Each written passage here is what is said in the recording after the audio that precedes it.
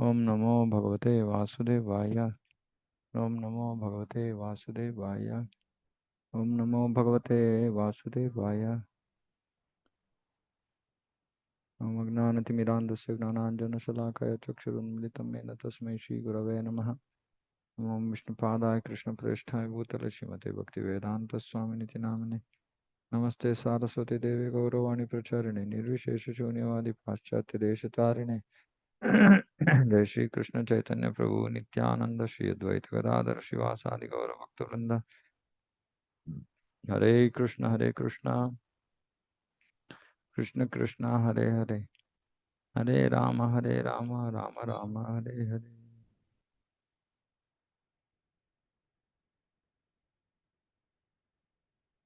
ಭಕ್ತಿರಸಾಮೃತ ಸಿಂಧು ಅಧ್ಯಾಯ 12. ದಿವ್ಯ ಸೇವೆಯ ಮಗಲುಗಳು ಮತ್ತಷ್ಟು.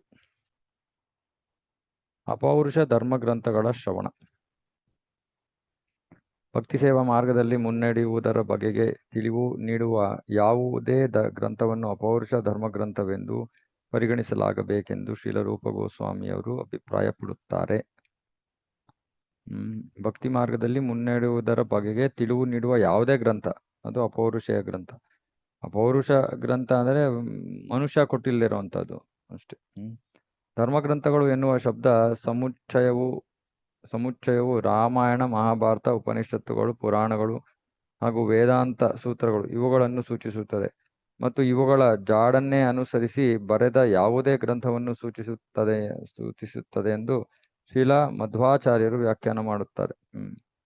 ಓಕೆ, ಧರ್ಮಗ್ರಂಥಗಳು ಅಂದ್ರೆ ಯಾವುವು? ಇವೆಲ್ಲ ರಾಮಾಯಣ, ಮಹಾಭಾರತ, ಉಪನಿಷತ್ತು, ಪುರಾಣ, ವೇದಾಂತ ಸೂತ್ರ ಇವು ಅಥವಾ ಇವುಗಳನ್ನೇ ಅನುಸರಿಸಿ ಬರೆಯಲಾಗಿರುವಂತಹ ಬೇರೆ ಗ್ರಂಥಗಳು ಎಲ್ಲವನ್ನೂ ಧರ್ಮಗ್ರಂಥಗಳು ಅಂತ ಹೇಳ್ತಾರೆ. ಆಕ್ಚುಲಿ ಧರ್ಮಗ್ರಂಥಗಳು ಅಲ್ಲ, ಇದು ಪೌರುಷೇಯ ಶಾಸ್ತ್ರ ಅಂತಾನೆ ಹೇಳ್ಬೇಕಿದು. ಲಿಟ್ರೇಚರ್ ಅಂತ ಇರುತ್ತೆ. ಧರ್ಮಶಾಸ್ತ್ರ ಅಂತ ಅದರಲ್ಲಿ, ಅಥವಾ ಧರ್ಮಸೂತ್ರ ಅಂತ ಅದರಲ್ಲಿ, ಧರ್ಮಶಾಸ್ತ್ರ ಅಂತ ಅದರಲ್ಲಿ ಇನ್ನೊಂದು ವಿಭಾಗ ಇದೆ. ಅದೇ ಇದು ಅಪೌರುಷ ಧರ್ಮ ಗ್ರಂಥಗಳು ಅನ್ನೋಕ್ಕಿಂತ ಎಷ್ಟು ಕೊಟ್ಟಿದ್ದಾರೆ.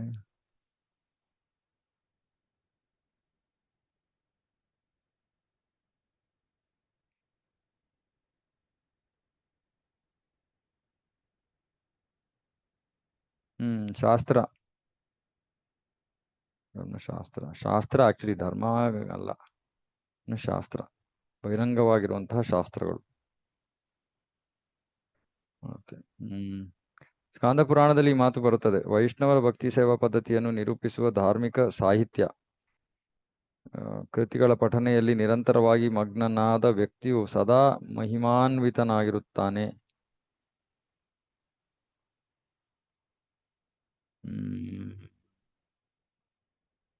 ಓಕೆ. ಅಲ್ಲದೆ ಅಂತಹ ವ್ಯಕ್ತಿಯ ವಿಚಾರದಲ್ಲಿ ಭಗವಾನ್ ಕೃಷ್ಣನು ನಿಶ್ಚಯವಾಗಿಯೂ ಸುಪ್ರೀತನಾಗುತ್ತಾನೆ. ಅಂತಹ ಗ್ರಂಥಗಳನ್ನು ಮನೆಯಲ್ಲಿಟ್ಟುಕೊಂಡು ಗೌರವದಿಂದ ನಮಸ್ಕರಿಸುವ ವ್ಯಕ್ತಿಯು ಎಲ್ಲ ಪಾಪಕರ್ಮ ಫಲಗಳಿಂದಲೂ ಮುಕ್ತನಾಗಿ ಕೊನೆಗೆ ದೇವತೆಗಳಿಂದ ಪೂಜೆಗೊಳ್ಳುವ ಯೋಗ್ಯತೆಯನ್ನು ಗಳಿಸುತ್ತಾನೆ. ಸುಮ್ಮನೆ ನಮ್ಮ ಭಗವದ್ಗೀತಾ, ಭಾಗವತ ಇವೆಲ್ಲವನ್ನ ಇಟ್ಟು ಅಧ್ಯಯನ ಸತತವಾಗಿ ನಿರಂತರವಾಗಿ ಮಗ್ನನಾಗಿರೋ ವ್ಯಕ್ತಿ ಅವನು ಬಹಳ ಭವ್ಯ ಜೀವಿ. ಇನ್ನು ಬೇರೆಯವರು ಸುಮ್ಮನೆ ಇದನ್ನ ಮನೆಯಲ್ಲಿ ಇಟ್ಕೊಂಡು ಗೌರವದಿಂದ ನಮಸ್ಕರಿಸಿದ್ರು ಸಾಕು, ಅವರಿಗೆಲ್ಲ ಪಾಪದ ಫಲಗಳಿಂದಲೂ ಅವರು ಮುಕ್ತರಾಗ್ತಾರಂತೆ ಸುಮ್ಮನೆ ಈ ನಮ್ಮ ಗ್ರಂಥಗಳನ್ನ ಮನೇಲಿ ಇಟ್ಕೊಳ್ಳೋದ್ರಿಂದ. ನಾರದ ಮುನಿಗಳಿಗೆ ಒಮ್ಮೆ ಇಂತೆಂದು ಉಪದೇಶಿಸಲಾಯಿತು. ಪ್ರಿಯ ನಾರದರೆ, ವೈಷ್ಣವ ಮತ ಸಂಬಂಧವಾದ ಕೃತಿಗಳನ್ನು ರಚಿಸುವ ಮತ್ತು ಅಂತಹ ಗ್ರಂಥಗಳನ್ನು ಮನೆಯಲ್ಲಿಟ್ಟುಕೊಳ್ಳುವ ವ್ಯಕ್ತಿಯ ಗೃಹದಲ್ಲಿ ನಾರಾಯಣನು ಸದಾ ವಾಸಿಸುತ್ತಾನೆ. ಸುಮ್ಮನೆ ಈ ಗ್ರಂಥಗಳನ್ನ ನಮ್ಮ ಮನೇಲಿ ಇಟ್ಕೊಳ್ಳೋದ್ರಿಂದಾನೇ ನಾರಾಯಣ ನಮ್ಮ ಮನೇಲಿ ವಾಸ ಮಾಡ್ತಾನಂತೆ ನೋಡಿ.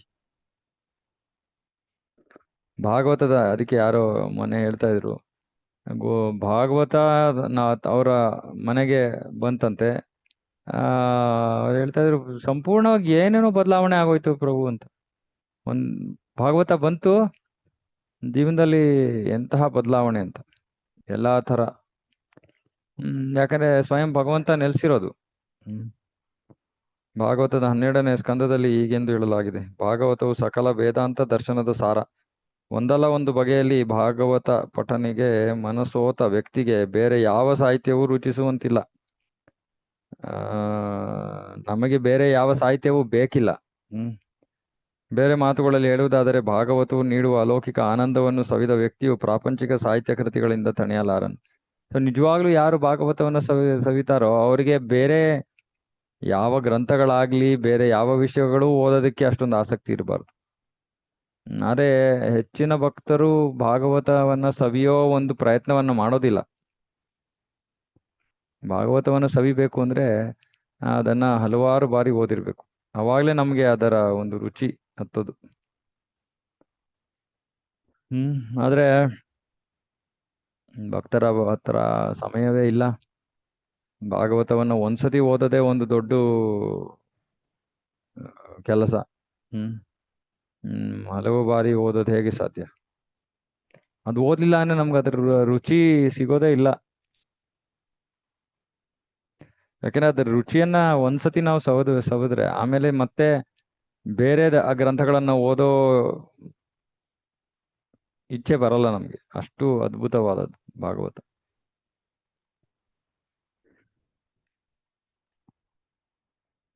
ಮಥುರಾವಾಸ. ಮಥುರಾ ಪಟ್ಟಣದಲ್ಲಿ ವಾಸ ಮಾಡುವುದನ್ನು ವರಾಹಪುರಾಣದಲ್ಲಿ ಪ್ರಶಂಸಿಸಲಾಗಿದೆ. ಅಲ್ಲಿ ವರಾಹನು ಭೂಲೋಕದ ಜನರನ್ನು ಉದ್ದೇಶಿಸಿ ಹೀಗೆನ್ನುತ್ತಾನೆ: ಮಥುರಾ ಪಟ್ಟಣ ಒಂದರ ವಿನ ಬೇರೆ ಸ್ಥಳಗಳಲ್ಲಿ ಒಲವು ತಾಳುವ ವ್ಯಕ್ತಿಯು ಭ್ರಾಮಕ ಶಕ್ತಿಯ ಬಂದಿಯಾಗುವುದು ನಿಶ್ಚಯ. ಬೇರೆ ಸ್ಥಳಗಳ ಬಗ್ಗೆ ಒಲವು ಹೊಂದಿದ್ರೆ ಭ್ರಾಮಕ ಶಕ್ತಿಯ ಬಂದಿಯಾಗೋದು ನಿಶ್ಚಿತ. ತ್ರಿಲೋಕಗಳಲ್ಲಿನ ಸಕಲ ಯಾತ್ರಾ ಸ್ಥಳಗಳಿಗೆ ಭೇಟಿ ಕೊಡುವುದರಿಂದ ಬರುವಷ್ಟೇ ಫಲವು ಮಥುರಾ ಪಟ್ಟಣದಲ್ಲಿ ಕೇವಲ ಹೆಜ್ಜೆ ಇಡುವಷ್ಟರಿಂದಲೇ ಬರುತ್ತದೆ. ಬ್ರಹ್ಮಾಂಡ ಪುರಾಣ. ಸುಮ್ಮನೆ ಹೆಜ್ಜೆ ಇಡುವಷ್ಟರಿಂದಲೇ ಸಕಲ ಯಾತ್ರಾ ಸ್ಥಳಗಳಿಗೆ ಭೇಟಿ ಕೊಡುವುದರಿಂದ ಬರುವಷ್ಟೇ ಫಲವು. ಮಥುರಾ ಪಟ್ಟಣವನ್ನು ಕುರಿತಂತೆ ಶ್ರವಣ ಸ್ಮರಣೆ, ಮಹಿಮಾ ಕೀರ್ತನೆ, ಆ ಪಟ್ಟಣವನ್ನು ನೋಡಬೇಕೆಂಬ ಅಪೇಕ್ಷೆ, ನೋಡಿ ಆ ನೆಲವನ್ನು ಸ್ಪರ್ಶಿಸುವುದು, ಇವುಗಳಿಂದ ವ್ಯಕ್ತಿಯು ಸರ್ವಾಭೀಷ್ಟಗಳನ್ನು ಈಡೇರಿಸಿಕೊಳ್ಳಬಹುದು ಎಂದು ಅನೇಕ ಗ್ರಂಥಗಳು ಹೇಳುತ್ತವೆ.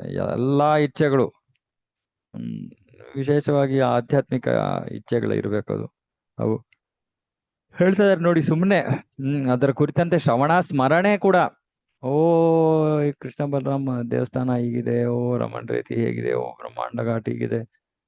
ಸುಮ್ಮನೆ ನನ್ನ ಮನಸ್ಸಿಗೆ ನೆನಪು ಬಂದ್ರೆ, ಒಂದ್ಸತಿ ಹೋಗಿದ್ರೆ ತಿರ್ಗಾ ಹೋಗಕ್ಕಾಗ್ಲಿಲ್ವ ಏನೂ ತೊಂದರೆ ಇಲ್ಲ. ಸುಮ್ಮನೆ ಮನಸ್ಸಿಗೆ ಆ ವಿಷಯಗಳು ಜ್ಞಾಪಕಕ್ಕೆ ಬಂದ್ರು ಕೂಡ ಎಲ್ಲಾ ಇಷ್ಟಾರ್ಥಗಳು ಈಡೇರುತ್ತಂತೆ.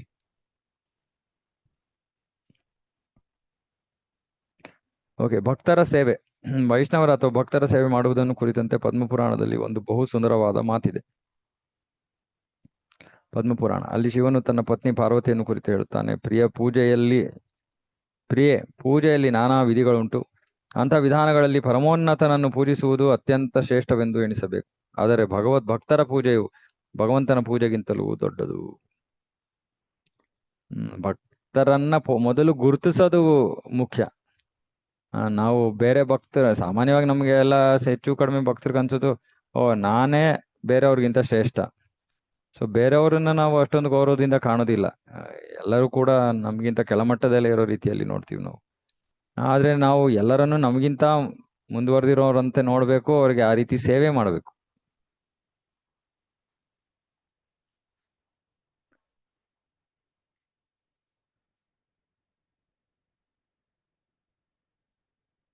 ಇನ್ನೊಂದು ಹೇಳಿಕೆ ಭಾಗವತದ 3ನೇ ಸ್ಕಂದದಲ್ಲಿ: ನಾನು ಭಕ್ತರ ಪ್ರಾಮಾಣಿಕ ದಾಸನಾಗುವಂತಾಗಲಿ, ಏಕೆಂದರೆ ಭಕ್ತರ ಸೇವೆ ಮಾಡುವುದರಿಂದ ಭಗವಂತನ ಪಾದಾರವಿಂದಗಳಲ್ಲಿ ಅಪ್ಪಟ ಸೇವೆಯನ್ನು ಸಲ್ಲಿಸುವ ಭಾಗ್ಯವನ್ನು ಗಳಿಸಬಹುದು.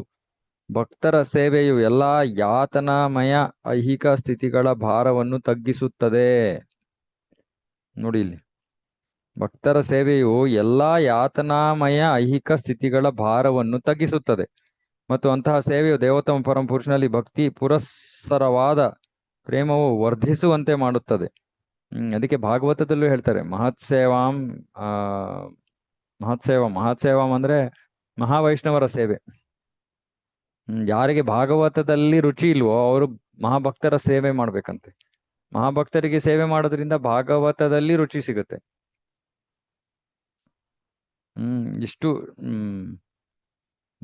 ಮತ್ತೆ ಒಂದು ಕ್ಷಣಕಾಲ ಸಂಘ ಸಿಕ್ಕಿದ್ರು ಕೂಡ ಅದು ಬಹಳ ಬಹಳ ಅಮೂಲ್ಯವಾದದ್ದು. ಲವ ಮಾತ್ರ ಸಾಧು ಸಂಘ ಸರ್ವ ಸಿದ್ಧಿ ಹೋಯ್, ಎಲ್ಲಾ ಸಿದ್ಧಿಗಳನ್ನ ಪಡ್ಕೋಬಹುದು ಲವ ಮಾತ್ರ ಸಾಧು ಸಂಘ. ಮತ್ತೆ ಸಾಮಾನ್ಯವಾಗಿ ನಾವು ಅನ್ಕೋತೀವಿ, ಓಕೆ ನಮ್ಮ ಗುರುಗಳು ಮಾತ್ರ ಶ್ರೇಷ್ಠ ವೈಷ್ಣವರು, ಮಿಕ್ಕಿದವರು ಸಮಯ ಇಲ್ಲ ನಮ್ಗೆ. ಗುರುಗಳು ಮಹಾವೈಷ್ಣವರು, ಆದ್ರೆ ಬೇರೆಯವರು ಕೂಡ ಮಹಾವೈಷ್ಣವರು ಇದ್ದಾರೆ ಎಷ್ಟೊಂದು ಜನ. ಸೊ ವೈಷ್ಣವರನ್ನ ಗುರುತಿಸೋದಕ್ಕೆ ನಾವು ಕಲ್ತ್ಕೋಬೇಕು ಶಾಸ್ತ್ರದ ಪ್ರಕಾರವಾಗಿ. ಗುರುತಿಸಿ ಅಂತಹ ಉನ್ನತ ಮಟ್ಟದಲ್ಲಿ ಇರುವಂತಹ ವೈಷ್ಣವರಿಗೆ ನಾವು ಸೇವೆ ಸಲ್ಲಿಸೋದಕ್ಕೆ ಪ್ರಯತ್ನ ಮಾಡ್ಬೇಕು.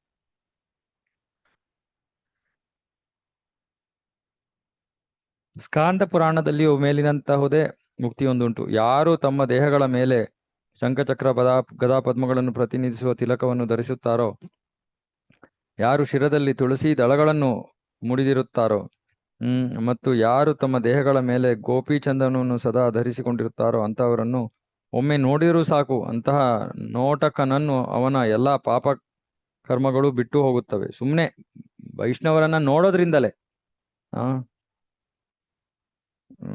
ಅವರ ಶರೀರ ಮೇಲೆ ಅವರು ಧರಿಸಿರೋ ತಿಲಕ, ಶಿರದಲ್ಲಿ ತುಳಸಿ ದಳ, ಗೋಪಿ ಚಂದನ, ಎಲ್ಲವನ್ನು ನೋಡಿದ್ರೇನೆ ನೋಡೋವ್ರಿಗೆ ಎಲ್ಲ ಪಾಪ ಕರ್ಮಗಳನ್ನು, ನೋಡೋರಲ್ಲಿರೋ ಎಲ್ಲ ಪಾಪ ಕರ್ಮಗಳು ಅವರನ್ನ ಬಿಟ್ಟು ದೂರ ಹೋಗುತ್ತಂತೆ.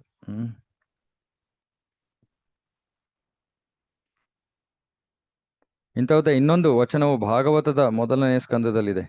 ಭಕ್ತನ ಬಳಿ ಸಾರುವುದರಿಂದ ಅಥವಾ ಅವನ ಪಾದಕಮಲಗಳನ್ನು ಸ್ಪರ್ಶಿಸುವುದರಿಂದ ಅಥವಾ ಅವನಿಗೆ ಉಚಿತಾಸನವನ್ನು ನೀಡುವುದರಿಂದ ವ್ಯಕ್ತಿಯು ತನ್ನೆಲ್ಲಾ ಪಾಪಕರ್ಮಗಳಿಂದ ಮುಕ್ತನಾಗುತ್ತಾನೆಂಬುದರ ಬಗ್ಗೆ ಸಂದೇಹವೇ ಇಲ್ಲ. ನೋಡಿ, ಸುಮ್ಮನೆ ಅವರಿಗೆ ಅವರ ಬಳಿ ಸಾರುವುದರಿಂದ, ಅವರ ಪಾದಕಮಲಗಳನ್ನು ಸ್ಪರ್ಶಿಸೋದ್ರಿಂದ, ಅವರಿಗೆ ಉಚಿತ ಸೂಕ್ತವಾದ ಆಸನವನ್ನು ನೀಡುವುದರಿಂದ ವ್ಯಕ್ತಿಯು ತನ್ನೆಲ್ಲಾ ಪಾಪಕರ್ಮಗಳಿಂದ ಮುಕ್ತನಾಗುತ್ತಾನೆ. ಅಂತಹ ವೈಷ್ಣವನ ಕಾರ್ಯ ಸಾಧನೆಗಳನ್ನು ಸ್ಮರಿಸಿದರೂ ಸಾಕು, ವ್ಯಕ್ತಿಯು ಅವನ ಕುಟುಂಬದ ಜನರೂ ಪುನೀತರಾಗುತ್ತಾರೆ. ಸುಮ್ಮನೆ ವೈಷ್ಣವರ ಕಾರ್ಯ ಸಾಧನೆಗಳನ್ನ ಏನೇನು ಮಾಡಿದ್ದಾರೆ, ಹೇಗೆ ಪ್ರಭುಪಾದರ ಈ ಆಂದೋಲನವನ್ನು ಜಗತ್ತಿನಾದ್ಯಂತ ಪ್ರಚಾರ ಮಾಡೋದಕ್ಕೆ ಅವರು ಶ್ರಮಿಸ್ತಾ ಇದ್ದಾರೆ ನೋಡೋದ್ರಿಂದಾನೇ, ಯೋಚನೆ ಮಾಡೋದ್ರಿಂದಾನೇ ನಾವು ನಮ್ಮ ಮನೆಯವರು ಎಲ್ಲರೂ ಕೂಡ ಪುನೀತರಾಗ್ತೀವಿ. ಹೀಗಿರುವಲ್ಲಿ ಭಕ್ತನ ಪ್ರತ್ಯಕ್ಷ ಸೇವೆ ಮಾಡುವ ಜನರ ವಿಚಾರದಲ್ಲಿ ಹೇಳುವುದಾದರೂ ಏನಿದೆ? ಸ್ವಯಂ ಭಗವಾನ್ ಕೃಷ್ಣನೇ ಅರ್ಜುನಿಗೆ ಹೇಳಿರುವ ಮಾತುಗಳು ಆದಿಪುರಾಣದಲ್ಲಿವೆ. ಆ ಮಾತುಗಳು ಇವು: ಪಾರ್ಥ, ನನ್ನ ಭಕ್ತನೆಂದು ಹೇಳಿಕೊಳ್ಳುವವನು ದಿಟದಲ್ಲಿ ಭಕ್ತನಲ್ಲ. ನನ್ನ ಭಕ್ತರ ಭಕ್ತನೆಂದು ಹೇಳಿಕೊಳ್ಳುವ ಆತನು ಮಾತ್ರ ವಾಸ್ತವವಾಗಿ ನನ್ನ ಭಕ್ತ. ದೇವೋತ್ತಮ ಪರಮಪುರುಷನನ್ನು ಯಾರು ನೇರವಾಗಿ ಸಂಪರ್ಕಿಸಲಾರರು. ಭಗವಂತನನ್ನು ಅವನ ಶುದ್ಧ ಭಕ್ತರ ಮೂಲಕವೇ ಸಂಪರ್ಕಿಸಬೇಕು. ಆದ್ದರಿಂದ ವೈಷ್ಣವ ಪದ್ಧತಿಯ ಪ್ರಕಾರ ಭಕ್ತನನ್ನು ಗುರುವೆಂದು ಸ್ವೀಕರಿಸಿ ಸೇವೆ ಸಲ್ಲಿಸಬೇಕಾದ್ದು ನಮ್ಮ ಆದ್ಯ ಕರ್ತವ್ಯ. ಆದೋ ಗುರುಪಾದಾಶ್ರಯ. ಬೇರೆ ಬೇರೆ ಧರ್ಮ ಗ್ರಂಥಗಳಿಂದ ಆಯ್ದು ಭಕ್ತಿರಸಾಮೃತ ಸಿಂಧುವಿನಲ್ಲಿ ಉಲ್ಲೇಖಿಸಲಾಗಿರುವ ಎಲ್ಲಾ ವಾಕ್ಯಗಳು ಸಕಲ ಆಚಾರ್ಯರಿಂದಲೂ ಭಕ್ತರಿಂದಲೂ ಮಾನ್ಯತೆ ಪಡೆದಿವೆ ಎಂದು ಶೀಲರೂಪ ಗೋಸ್ವಾಮಿಯವರು ದೃಢಪಡಿಸುತ್ತಾರೆ. ಸೊ ಭಕ್ತರ ಸೇವೆ ಸಿಕ್ಕಾಗೆಲ್ಲ ನಾವು ಮಾಡಬೇಕು. ಅವಕಾಶ ಸಿಕ್ಕಾಗೆಲ್ಲ ನಾವು ಭಕ್ತರಿಗೆ, ವೈಷ್ಣವರಿಗೆ ಸೇವೆಯನ್ನು ಮಾಡಬೇಕು. ಶಕ್ತಿಗೆ ಅನುಗುಣವಾದ ಪ್ರಭು ಸೇವೆ. ವ್ಯಕ್ತಿಯು ತನ್ನ ಆರ್ಥಿಕ ಸ್ಥಿತಿಗೆ ಅನುಗುಣವಾಗಿ ಭಗವಂತನಿಗೆ ಸಂಬಂಧಿಸಿದ ಎಲ್ಲಾ ಸಮಾರಂಭಗಳನ್ನು ಆಚರಿಸಬೇಕೆಂದು ಪದ್ಮಪುರಾಣದಲ್ಲಿ ಹೇಳಲಾಗಿದೆ. ವಿವಿಧ ಹಬ್ಬ ಹರಿದಿನಗಳನ್ನು ಸಾಧ್ಯವಾಗುವ ಎಲ್ಲಾ ರೀತಿಗಳನ್ನು ಆಚರಿಸಬೇಕು. ನಮ್ಗೆ ಎಷ್ಟು ಶಕ್ತಿ ಇದೆಯೋ ಅಷ್ಟು. ಶಕ್ತಿ ಸಾಕಷ್ಟಿದ್ದು ಅದನ್ನ ಸಂಕುಚಿತವಾಗಿ ಉಪಯೋಗಿಸಿದ್ರೆ ಅದು ಕೃಪಣರು. ಯಥಾಶಕ್ತಿ. ಕಾರ್ತಿಕ ಮಾಸದಲ್ಲಿ ಮಾಡುವ ಭಕ್ತಿ ಸೇವೆ. ಊರ್ಜ ವ್ರತ ಎಂಬುದು ಹಬ್ಬ ಹರಿದಿನಗಳ ಪೈಕಿ ಬಹು ಮುಖ್ಯವಾದುದು. ಈ ವ್ರತವನ್ನು ಕಾರ್ತಿಕ ಮಾಸದಲ್ಲಿ ಆಚರಿಸಲಾಗುತ್ತದೆ. ಪ್ರಭುವನ್ನು ಅವನ ದಾಮೋದರ ರೂಪದಲ್ಲಿ ಪೂಜಿಸುವ ನಿರ್ದಿಷ್ಟ ಕಾರ್ಯಕ್ರಮದ ಮೂಲಕ ಈ ವ್ರತವನ್ನು ವಿಶೇಷವಾಗಿ ವೃಂದಾವನದಲ್ಲಿ ಆಚರಿಸಲಾಗುವುದು. ಯಶೋದೆಯು ಕೃಷ್ಣನನ್ನು ಹಗ್ಗದಿಂದ ಬಿಗಿದು ಕಟ್ಟಿ ಹಾಕಿದುದನ್ನು ದಾಮೋದರ ಎನ್ನುವ ಹೆಸರು ಸೂಚಿಸುತ್ತದೆ. ಭಗವಾನ್ ದಾಮೋದರನು ಅವನ ಭಕ್ತರಿಗೆ ಬಲು ಪ್ರಿಯನಾಗಿರುವಂತೆ ದಾಮೋದರ ಅಥವಾ ಕಾರ್ತಿಕ ಎಂಬ ಮಾಸ ಎನ್ನುವುದು ಕೂಡ ಭಕ್ತರಿಗೆ ಬಹು ಪ್ರಿಯವಾದುದೆಂದು ಹೇಳಲಾಗಿದೆ. ಕಾರ್ತಿಕ ಮಾಸದಲ್ಲಿ ಬರುವ ಊರ್ಜ ವ್ರತದ ಸಮಯದಲ್ಲಿ ಭಕ್ತಿ ಸೇವೆಯನ್ನು ಮಥುರಾದಲ್ಲಿ ಮಾಡುವುದನ್ನು ವಿಶೇಷವಾಗಿ ಒತ್ತಿ ಹೇಳಲಾಗಿದೆ. ಅನೇಕಾನೇಕ ಭಕ್ತರು ಈ ಹೊತ್ತಿಗೂ ಹಾಗೆಯೇ ಆಚರಿಸುತ್ತಾರೆ. ಕಾರ್ತಿಕ ಮಾಸದಲ್ಲಿ ಪ್ರಭು ಪೂಜೆ ಮಾಡುವ ಸಲುವಾಗಿಯೇ ಭಕ್ತರು ಮಥುರಾ ಅಥವಾ ವೃಂದಾವನಗಳಿಗೆ ಹೋಗುತ್ತಾರೆ. ಪದ್ಮಪುರಾಣದಲ್ಲಿ ಹೀಗೆಂದು ಉಕ್ತಿಯುಂಟು: ಭಗವಂತನು ಭಕ್ತನಿಗೆ ಮುಕ್ತಿಯನ್ನೋ ಐಹಿಕ ಸುಖವನ್ನೋ ನೀಡಬಹುದು, ಆದರೆ ಮಥುರಾ ಪಟ್ಟಣದಲ್ಲಿ ವಿಶೇಷವಾಗಿ ಕಾರ್ತಿಕ ಮಾಸದಲ್ಲಿ ಸ್ವಲ್ಪ ಕಾಲ ಭಕ್ತಿ ಸೇವೆ ಮಾಡಿದ ತರುವಾಯ ಭಗವಂತನ ಶುದ್ಧ ಭಕ್ತಿ ಸೇವೆ ಸಲ್ಲಿಸುವುದೆಂದೊಂದೇ ಭಕ್ತರ ಅಪೇಕ್ಷೆಯಾಗುಳಿಯುತ್ತದೆ. ಮೊದಲು ಅಪೇಕ್ಷೆಗಳು, ಬೇರೆ ಆಸೆಗಳೆಲ್ಲ ಹೊಟ್ಟೋಗುತ್ತವೆ. ಮಥುರೆಯಲ್ಲಿ ನಾವು ಮಥುರಾ ಅಥವಾ ಮಾಯಾಪುರ, ವೃಂದಾವನ ಎಲ್ಲಾದ್ರೂ ಸರಿ, ಈ ಕಾರ್ತಿಕ ಮಾಸದಲ್ಲಿ ನಾವು ಸ್ವಲ್ಪ ಕಾಲ ಭಕ್ತಿ ಸೇವೆ ಮಾಡಿದ್ರು ಕೂಡ ನಮ್ಮ ಬೇರೆ ಎಲ್ಲ ಆಸೆಗಳು ಹೊಟ್ಟೋಗ್ಬಿಡುತ್ತೆ. ಶುದ್ಧ ಭಕ್ತಿ ಸೇವೆ ಮಾಡೋ ಒಂದೇ ಒಂದು ಆಸೆ ಉಳ್ಕೊಳ್ಳುತ್ತೆ ನಮ್ಮಲ್ಲಿ. ಇನ್ನೊಂದು ಬಹಳ, ಈ ಶುದ್ಧ ಭಕ್ತಿ ಸೇವೆ ಆಸೆಯನ್ನ ಬೆಳೆಸ್ಕೊಳ್ಳೋಕೆ ಇದು ಬಹಳ ಪ್ರಬಲವಾದ ಒಂದು ಪ್ರಕ್ರಿಯೆ. ಈ ಮಾತಿನ ಭಾವಾರ್ಥ ಹೀಗಿದೆ: ತನ್ನ ಭಕ್ತಿ ಸೇವೆ ಮಾಡುವ ಭಾಗ್ಯವನ್ನು ಭಗವಂತನು ಸೇವಾಸಕ್ತಿ ಇಲ್ಲದ ಸಾಧಾರಣರಿಗೆ ಕರುಣಿಸುವುದಿಲ್ಲ. ತನ್ನ ಭಕ್ತಿ ಸೇವೆ ಮಾಡುವ ಭಾಗ್ಯವನ್ನು ಭಗವಂತನು ಸೇವಾ ಆಸಕ್ತಿ ಇಲ್ಲದ ಸಾಧಾರಣರಿಗೆ ಕರುಣಿಸುವುದಿಲ್ಲ. ಇಲ್ಲಿ ಭಕ್ತಿ ಸೇವೆ ಭಾಗ್ಯವನ್ನು ಅಂದ್ರೆ ಶುದ್ಧ ಭಕ್ತಿ ಸೇವೆ. ಆದರೆ ನಿಯಂತ್ರಕ ತತ್ವಗಳ ಅನುಸಾರ ಕಾರ್ತಿಕ ಮಾಸದಲ್ಲಿ ಮಥುರಾ ಪಟ್ಟಣದ ಪಾಸಲೆಯಲ್ಲಿ ಮನಸ್ಸಿಲ್ಲದ ಮನಸ್ಸಿನಿಂದ ಭಕ್ತಿ ಸೇವೆ ಮಾಡುವ ಭಕ್ತನಿಗೆ ಏನಿದು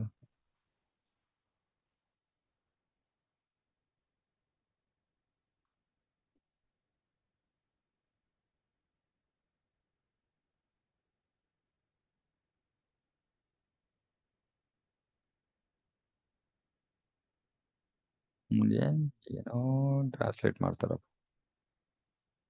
ಯಾರು ಗಂಭೀರವಾದ ಒಂದು ಮನಸ್ಸನ್ನು ಹೊಂದಿಲ್ವೋ, ಗಂಭೀರವಲ್ಲದ ವ್ಯಕ್ತಿ ಇವಾಗ ಹಿಂದಿನ ಶ್ಲೋಕಲ್ಲಿ ಹೇಳಿದ್ರು, ಭಗವಂತ ಯಾರು ಗಂಭೀರವಾಗಿಲ್ವೋ ಅಂತಹ ಸಾಧಾರಣ ವ್ಯಕ್ತಿಗಳಿಗೆ ಭಕ್ತಿ ಸೇವೆ ಕೊಡೋದಿಲ್ಲ. ಅಂತಹ ವ್ಯಕ್ತಿಗಳು ಕಾರ್ತಿಕ ಮಾಸದ ಸಮಯದಲ್ಲಿ ನಿಯಂತ್ರಕ ತತ್ವಗಳನ್ನ ಪಾಲನೆ ಮಾಡಿ ಭಕ್ತಿ ಸೇವೆಯನ್ನು ಎಸಗಿದ್ದಾರೆ. ಮತ್ತೆ ಮಥುರೆಯಲ್ಲಿ ಆ ಸಮಯದಲ್ಲಿ ಇದ್ದು ಕಾರ್ತಿಕ ಮಾಸದ ತತ್ವಗಳನ್ನು ಪಾಲನೆ ಮಾಡಿದರೆ ಪ್ರಭು ವೈಯಕ್ತಿಕ ಸೇವೆಯನ್ನು ಬಹಳ ಸುಲಭವಾಗಿ ದಯಪಾಲಿಸ್ತಾನಂತೆ.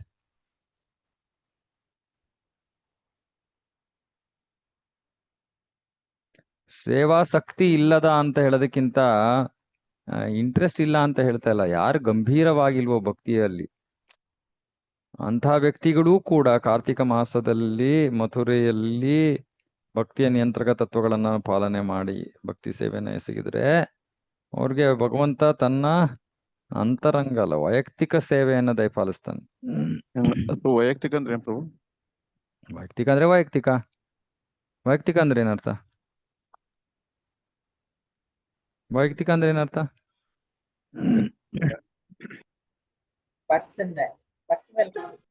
ಅವನಿಗೆ ನೇರವಾಗಿ ಸೇವೆ ಮಾಡೋ ಅವಕಾಶ ಕೊಡ್ತಾನೆ. ಅಂದ್ರೆ ಗೋಲೋಕ ವೃಂದಾವನಕ್ಕೆ ಹೋಗ್ತೀವಿ ಅಂತ. ಹಬ್ಬ ಹರಿದಿನಗಳ ಆಚರಣೆ. ಪ್ರಭುವಿನ ಆವಿರ್ಭಾವವಾದ ದಿನ, ಹುಟ್ಟಿದ ಹಬ್ಬ ಮತ್ತು ಅವನ ಲೋಕೋತ್ತರ ಕಾರ್ಯಗಳ ಸಂಬಂಧದಲ್ಲಿ ಆಚರಿಸಲಾಗುವ ಹಬ್ಬ ದಿನಗಳ ವಿಷಯಕವಾಗಿ ಭವಿಷ್ಯ ಪುರಾಣದಲ್ಲಿ ಒಂದು ವಚನ ಉಂಟು. ಪ್ರಿಯ ಪ್ರಭು ಜನಾರ್ದನನೇ, ಕೃಷ್ಣನೇ, ದೇವಕಿಯು ನಿನಗೆ ಜನ್ಮವಿತ್ತ ದಿನವನ್ನು ನಾವು ದೊಡ್ಡ ಹಬ್ಬವನ್ನು ದಯವಿಟ್ಟು ತಿಳಿಸು. ಈ ವಿಷಯವನ್ನು ನೀನು ಕರುಣೆ ಇಟ್ಟು ನಮಗೆ ತಿಳಿಸಿದೆಯಾದರೆ ಆ ದಿನ ನಾವು ದೊಡ್ಡ ಹಬ್ಬವನ್ನು ಆಚರಿಸುತ್ತೇವೆ. ಏಕೇಶಿ ವಿನಾಶಕನೇ, ನಾವು 100ಕ್ಕೆ 100 ಭಾಗ ನಿನಗೆ ಶರಣಾಗತರಾದ ಆತ್ಮರು ಮತ್ತು ನಾವು ಆಚರಿಸುವ ಹಬ್ಬ ಹರಿದಿನಗಳ ಮೂಲಕ ನಿನ್ನನ್ನು ಸಂತೃಪ್ತಗೊಳಿಸುವುದೇ ನಮ್ಮ ಬಯಕೆಯಾಗಿದೆ. ಭಗವಂತನಿಗೆ ಸಂಬಂಧಪಟ್ಟಂತೆ ವಿವಿಧ ಹಬ್ಬಗಳನ್ನಾಚರಿಸುವ ಸಂಬಂಧದಲ್ಲಿ ಭಕ್ತನು ಭಗವಂತನಿಗೆ ಪ್ರಿಯನಾಗುತ್ತಾನೆಂಬುದಕ್ಕೆ ಭವಿಷ್ಯ ಪುರಾಣದ ಮೇಲಿನ ಮಾತುಗಳು ಸಾಕ್ಷಿಯಂತಿವೆ.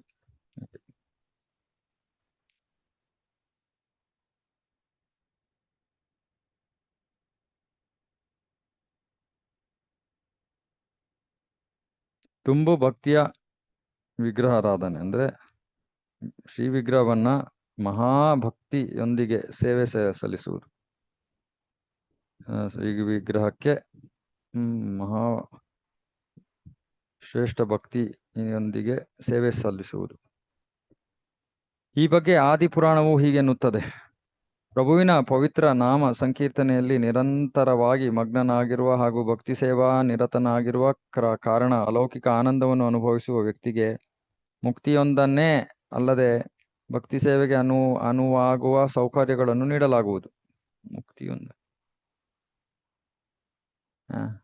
Never given. ಅಯ್ಯೋ, ಏನ್ ನೋಡಿ, ಏನ್ ಟ್ರಾನ್ಸ್ಲೇಷನ್ ಮಾಡ್ತಾರೆ.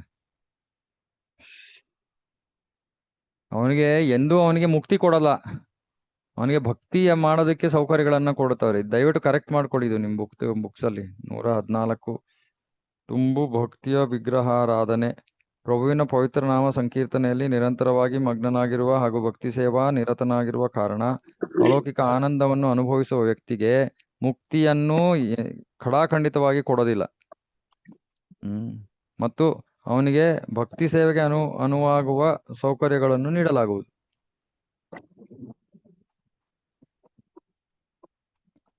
ಮುಕ್ತಿ ಎಂದರೆ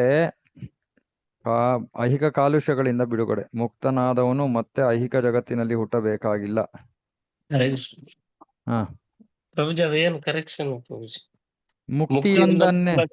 ಮುಕ್ತಿಯೊಂದನೆ ಅಲ್ಲದೆ ಅಲ್ಲ. ಮುಕ್ತಿಯೊಂದನೆ ಅಲ್ಲದೆ ಅಂದ್ರೆ ಏನರ್ಥ? ಅದ್ರ ಜೊತೆಗೆ ಇದು ಕೊಡ್ತಾರೆ ಅಂತಲ್ವಾ? ಅಲ್ಲ, ಮುಕ್ತಿ ಅಷ್ಟು ಕ್ಲಿಯರ್ ಆಗಿಲ್ಲ. ಮುಕ್ತಿಯನ್ನು ಕೊಡೋದಿಲ್ಲ ಅವನಿಗೆ ಎಂದು. ಅವನಿಗೆ ಮುಕ್ತಿಯನ್ನು ಎಂದೂ ಕೊಡೋದಿಲ್ಲ, ಬದಲಿಗೆ ಭಕ್ತಿ ಸೇವೆಗೆ ಅನುವಾಗುವ ಸೌಕರ್ಯಗಳನ್ನು ಕೊಡಲಾಗುವುದು. ಆನಂದವನ್ನು ಅನುಭವಿಸುವ ವ್ಯಕ್ತಿಗೆ ಮುಕ್ತಿಯನ್ನು ಕೊಡದೆ, ಮುಕ್ತಿಯನ್ನು ಮುಕ್ತಿಯನ್ನು ಎಂದಿಗೂ ಕೊಡದೆ, ನೆವರ್ ಗಿವನ್ ಜಸ್ಟ್ ಭಕ್ತಿ, ಜಸ್ಟ್ ಮುಕ್ತಿ.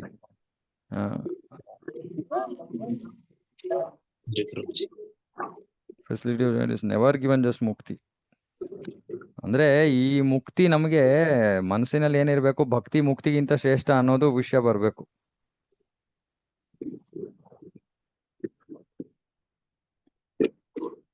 ಅಂದ್ರೆ ಇಲ್ಲಿ ಮುಕ್ತಿ ಕೊಡೋದಿಲ್ಲ ಅಂತಲೇ ಅರ್ಥನ ಪ್ರಭುಜಿ? ಹೇಗೆ?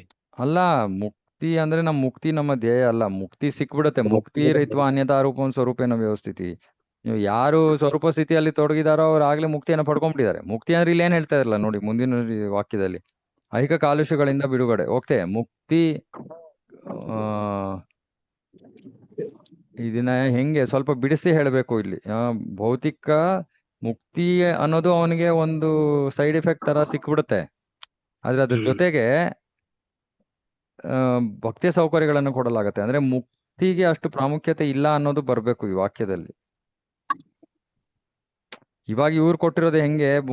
ಮುಕ್ತಿಯೊಂದನೇ ಅಲ್ಲದೆ ಇದು ಸಿಗುತ್ತೆ ಅಂದ್ರೆ ಇದು ಇದು ಭಕ್ತಿ ಕೆಲಸಗಳು ಸೈಡ್ ಇಫೆಕ್ಟ್ ತರ ಆಗೋಯ್ತು. ಮುಕ್ತಿ ಮುಖ್ಯ ಆಗುತ್ತೆ ಇಲ್ಲಿ.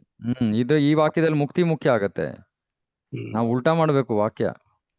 ಖಡಾಖಂಡಿತವಾಗಿ ಭಕ್ತಿ ಸೇವೆ ಸೌಕರ್ಯಗಳನ್ನು ಕೊಡಲಾಗತ್ತೆ, ಜೊತೆಗೆ ಮುಕ್ತಿಯೂ ಸಿಗುತ್ತೆ. ಆ ರೀತಿಯಲ್ಲಿ ಹೇಳ್ಬೋದು. ಅಂದ್ರೆ ನಮ್ಮ ಭಾಷೆಯಲ್ಲಿ ನಮಗೆ ಮುಕ್ತಿ ಅನ್ನೋದು ಇಲ್ವೇ ಇಲ್ವಲ್ಲ. ನಮ್ ಭಕ್ತಿ ಅಂದ್ರೆ ಮುಕ್ತಿ ಅದರೊಳಗೆ ಇನ್ಕ್ಲೂಡೆಡ್. ನಾವು ಸೆಪರೇಟ್ ಆಗಿ ಮುಕ್ತಿ ಅಂತ ಹೇಳ್ಬೇಕಾಗಿಲ್ಲ. ಇದೆಲ್ಲ ಅನುವಾದ ಮಾಡಿದವ್ರಿಗೆ ಪಾಪ ಅಷ್ಟೊಂದು ಅವರೆಲ್ಲ ಪಂಡಿತರು, ಅವರಿಗೆ ಭಕ್ತಿ ಮುಕ್ತಿ ಇವೆಲ್ಲ ಏನೂ ಗೊತ್ತಿಲ್ಲ.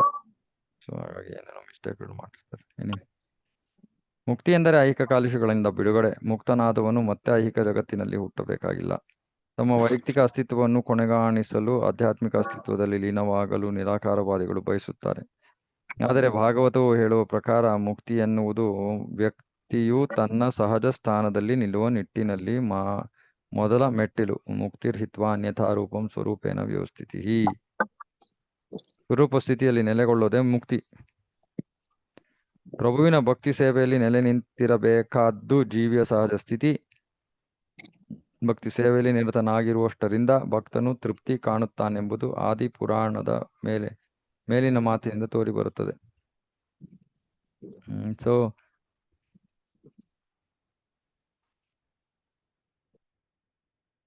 ಇಲ್ಲಿ ಏನ್ ಹೇಳ್ತಾ ಇದಾರೆ? ಭಕ್ತಿ ಸೇವೆಯಲ್ಲಿ ನಿರತನಾಗಿರುವಷ್ಟರಿಂದ ಭಕ್ತನು ತೃಪ್ತಿ ಕಾಣುತ್ತಾನೆ. ತೃಪ್ತಿ ಕಾಣಬೇಕು. ಭಕ್ತನು ಐಹಿಕ ಸ್ಥಿತಿಯಿಂದಾಗಲಿ ಬದ್ಧ ಜೀವನದಿಂದಾಗಲಿ ಮುಕ್ತನಾಗಬೇಕೆಂದು ಬಯಸುವುದಿಲ್ಲ. ಬೇರೆ ಮಾತುಗಳಲ್ಲಿ ಹೇಳುವುದಾದರೆ ಭಕ್ತಿ ಸೇವೆಯಲ್ಲಿ ತೊಡಗಿಕೊಂಡಿರುವ ಯಾರೇ ಆಗಲಿ ಬದುಕಿನ ಐಹಿಕ ಸ್ಥಿತಿಗೆ ಬದ್ಧನಾಗಿಲ್ಲ. ಆದರೆ ಹಾಗೆ ಕಾಣಬಹುದು, ಆದರೆ ಅವನು ಬದ್ಧನಾಗಿಲ್ಲ. ಆದರೆ ಅವನಿಗೆ ಅದ್ರ ಬಗ್ಗೆ ಯೋಚನೆ ಕೂಡ ಇಲ್ಲ. ಅವನ ಯೋಚನೆ ಒಂದೇ, ಕೃಷ್ಣನ ಸಂತೃಪ್ತಿ ಅಷ್ಟೇ.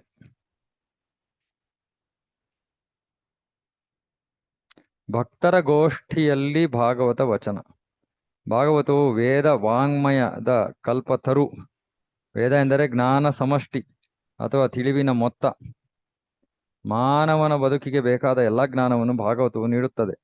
ಸಾಮಾಜಿಕತೆ, ರಾಜಕಾರಣ, ವೈದ್ಯಶಾಸ್ತ್ರ, ಯುದ್ಧತಂತ್ರ ಮೊದಲಾದವನ್ನು ಒಳಗೊಂಡಂತೆ ವೇದ ವಾಂಗ್ಮಯದಲ್ಲಿ ಹಲವಾರು ಪ್ರಕಾರಗಳಿವೆ. ತಿಳಿವಿನ ಈ ಪ್ರಕಾರಗಳ ಬಗೆಗೆ ವೇದಗಳು ಸವಿಸ್ತಾರವಾಗಿ ವರ್ಣಿಸುತ್ತವೆ. ಆದ್ದರಿಂದ ಆಧ್ಯಾತ್ಮಿಕ ತಿಳಿವಿನ ಮಟ್ಟಿಗೆ ಹೇಳುವುದಾದರೆ ಅದನ್ನು ವೇದಗಳಲ್ಲಿ ಅಪ್ರತಿಮವಾಗಿ ವರ್ಣಿಸಲಾಗಿದೆ ಎಂದೇ ಭಾಗವತವನ್ನು ವೇದಗಳೆಂಬ ಕಲ್ಪತರುವಿನ ಮಾಗಿದ ಫಲವೆಂದು ಪರಿಣಿಸಲಾಗಿದೆ. ಅಂದರೆ ಪರಿಪಕ್ವವಾದ ಫಲ. ಒಂದು ಮರಕ್ಕೆ ಸಿಗುವ ಗೌರವವು ಆ ಮರ ನೀಡುವ ಫಲವನ್ನವಲಂಬಿಸುತ್ತದೆ. ಉದಾಹರಣೆಗೆ ಹಣ್ಣುಗಳ ರಾಜ ಎನಿಸಿಕೊಂಡ ಮಾವಿನ ಹಣ್ಣುಗಳನ್ನು ನೀಡುತ್ತದಾದ್ದರಿಂದ ಮಾವಿನ ಮರಕ್ಕೆ ಹೆಚ್ಚಿನ ಬೆಲೆ. ಮಾವಿನ ಹಣ್ಣು ಮಾಗಿ ಸೇವನೆಗೆ ಅರ್ಹವೆನಿಸಿದಾಗ ಅದು ಮರವು ನೀಡಿದ ಅತ್ಯುಚ್ಚ ಫಲವೆಂದಾಗುತ್ತದೆ. ಅದೇ ರೀತಿ ಭಾಗವತವು ವೇದಗಳೆಂಬ ಮರವು ನೀಡಿದ ಅತಿ ಮಧುರ ಫಲವೆಂದು ತಿಳಿಯಬೇಕು. ಅದೇ ರೀತಿ ಮಾವಿನ ಹಣ್ಣು ಗಿಣಿ ಕುಟುಕಿಗೆ ಸಿಕ್ಕಿ ಹೇಗೆ ಹೆಚ್ಚು ಸವಿಯಾಗುತ್ತದೋ ಹಾಗೆ ಭಾಗವತವು ಶುಕಮುನಿಗಳ ಲೋಕೋತ್ತರ ವಾಣಿಯಿಂದ ಮೊಳಗಿ ಬಂದಿರುವ ಕಾರಣ ಹೆಚ್ಚು ಮಧುರವಾಗಿದೆ. ಶುಕಮುನಿಗಳ ಲೋಕೋತ್ತರ ವಾಣಿಯಿಂದ ಮೊಳಗಿ ಬಂದಿರುವ ಅಂದ್ರೆ ಭಕ್ತರು ಭಕ್ತಿಯ ವಿಷಯಗಳನ್ನ ಹೇಳಿದಾಗ ಅದನ್ನ ತಮ್ಮ ಭಕ್ತಿಯೊಂದಿಗೆ ಅದು ಮಿಶ್ರಿತವಾಗಿರುತ್ತೆ. ಅವರ ಭಕ್ತಿಯೊಂದಿಗೆ ಮಿಶ್ರಿತವಾಗಿರುತ್ತೆ ಆ ವಾಕ್ಯಗಳು. ಅಂದ್ರೆ ಅವ್ರು ಏನ್ ಹೇಳ್ತಾರೋ ಅದು ಅವರ ಭಕ್ತಿ ಸಮೇತವಾಗಿ ಬರುತ್ತೆ. ಆಗ ಆ ವಿಷಯ ಆಗ್ಲೇ ಬಹಳ ಮಧುರವಾಗಿರುತ್ತೆ, ಸಿಹಿಯಾಗಿರುತ್ತೆ, ರುಚಿಕರವಾಗಿರುತ್ತೆ. ಇನ್ನು ಅವರ ಭಕ್ತಿ ಅದ್ರ ಜೊತೆ ಸೇರ್ಕೊಂಡಾಗ ಅದು ಇನ್ನೂ ಹೆಚ್ಚು ರುಚಿಕರವಾಗುತ್ತೆ. ಇದು ಇಲ್ಲಿ ವಿಷಯ. ಭಾಗವತವು ಗುರು ಶಿಷ್ಯ ಪರಂಪರಾಕ್ರಮದಲ್ಲಿ ಯಾವುದೇ ಭಂಗವಿಲ್ಲದೆ ಪಡೆದುಕೊಳ್ಳಬೇಕು. ಭಾಗವತವನ್ನು ಮರದ ಮೇಲಿನಿಂದ ಮಾಗಿದ ಫಲವೊಂದು ಮರದಲ್ಲಿ ಕುಳಿತಿರುವ ಜನರ ಮೂಲಕ ಒಂದು ಕೊಂಬೆಯಿಂದ ಇನ್ನೊಂದು ಕೊಂಬೆಗೆ ಮರದ ಮೇಲ್ಭಾಗದಿಂದ ನೆಲಕ್ಕೆ ಬಂದಾಗ ಹಣ್ಣು ಒಡೆಯುವುದಿಲ್ಲ. ಪರಂಪರಾ ಪದ್ಧತಿಯ ದ್ವಾರ ಭಾಗವತವನ್ನು ಪಡೆದುಕೊಂಡಾಗ ಅದು ಅದೇ ರೀತಿ ಒಡೆಯುವುದಿಲ್ಲ. ಆಧ್ಯಾತ್ಮಿಕ ಜ್ಞಾನಾರ್ಜನೆಗೆ ಪರಂಪರಾ ಪದ್ಧತಿಯೇ ಏಕೈಕ ಮಾರ್ಗವೆಂದು ಭಗವದ್ಗೀತೆಯಲ್ಲಿ ಹೇಳಲಾಗಿದೆ. ಅಂತಹ ತಿಳಿವು ಶಾಸ್ತ್ರಗಳ ನಿಜವಾದ ಉದ್ದೇಶವನ್ನು ಬಲ್ಲ ಪ್ರಮಾಣಭೂತರಿಂದ ಗುರು ಶಿಷ್ಯ ಪರಂಪರೆಯ ಮೂಲಕ ಹರಿದು ಬರಬೇಕು. ಭಾಗವತಂ ಎನ್ನುವ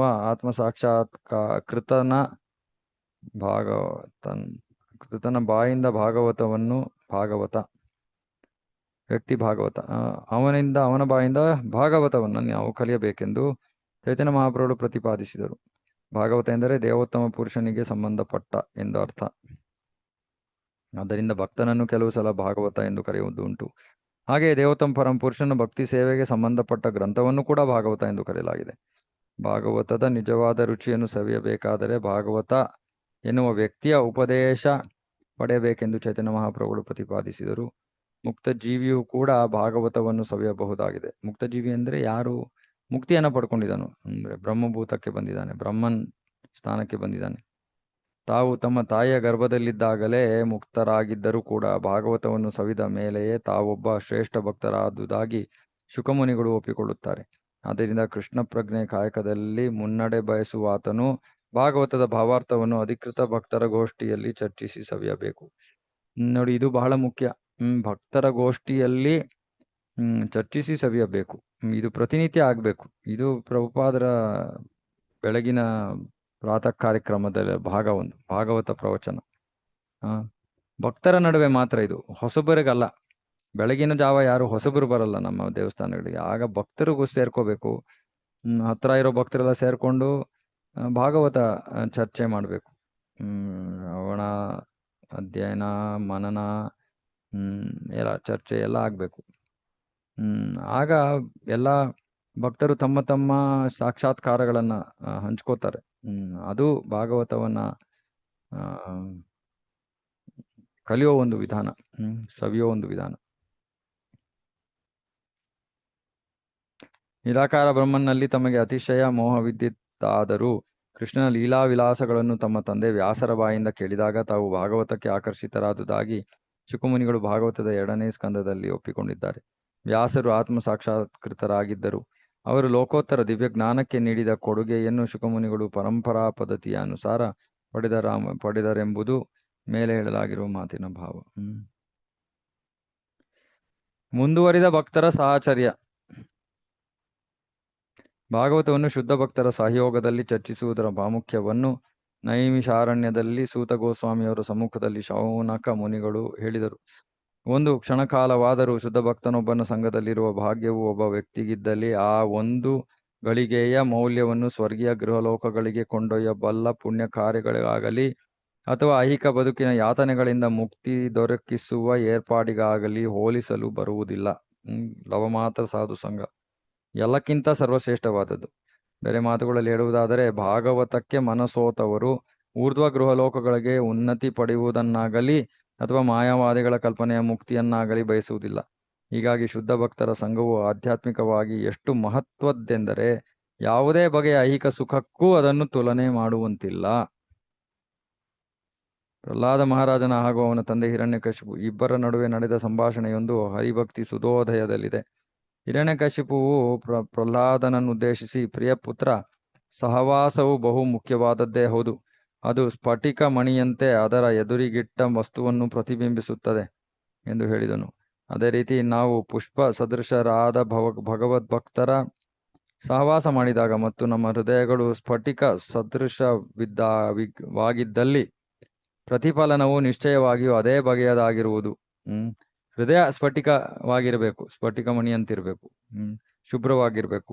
ಮತ್ತೆ ನಾವು ಯಾವಾಗ ಅಂತಹ ಸ್ಥಿತಿಯಲ್ಲಿ ಭಗವದ್ಭಕ್ತರ ಸಂಘ ಮಾಡಿದಾಗ ಏನಾಗತ್ತೆ, ಅದರ ಪ್ರತಿಫಲನ, ಅವರ ಭಕ್ತಿಯ ಪ್ರತಿಫಲನ ನಮ್ಮ ಹೃದಯದಲ್ಲೂ ಕೂಡ ಕಾಣಿಸ್ಕೊಂಡ್ಬಿಡುತ್ತೆ.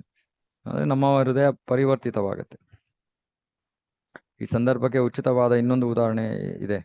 ಗಂಡಸೊಬ್ಬನು ವೀರ್ಯವಂತನಾಗಿದ್ದು ಅವನ ಪಾಲಿಗೆ ಬರುವ ಹೆಂಗಸು ರೋಗಿಷ್ಠೆಯಲ್ಲದಿದ್ದಲ್ಲಿ ಅಂತ ಹೆಣ್ಣು ಗಂಡುಗಳ ಕೂಟದಿಂದ ಸಂತಾನವೇರ್ಪಡುತ್ತದೆ. ಇದೇ ರೀತಿ ಆಧ್ಯಾತ್ಮಿಕ ಜ್ಞಾನವನ್ನು ಪಡೆವಾತನು ಮತ್ತು ಆ ಜ್ಞಾನವನ್ನು ನೀಡುವಾತನು ಇಬ್ಬರು ಪ್ರಾಮಾಣಿಕ ಮತ್ತು ಅಧಿಕೃತರಾಗಿದ್ದಲ್ಲಿ ಸತ್ಫಲಗಳೇ ಲಭಿಸುವುದು.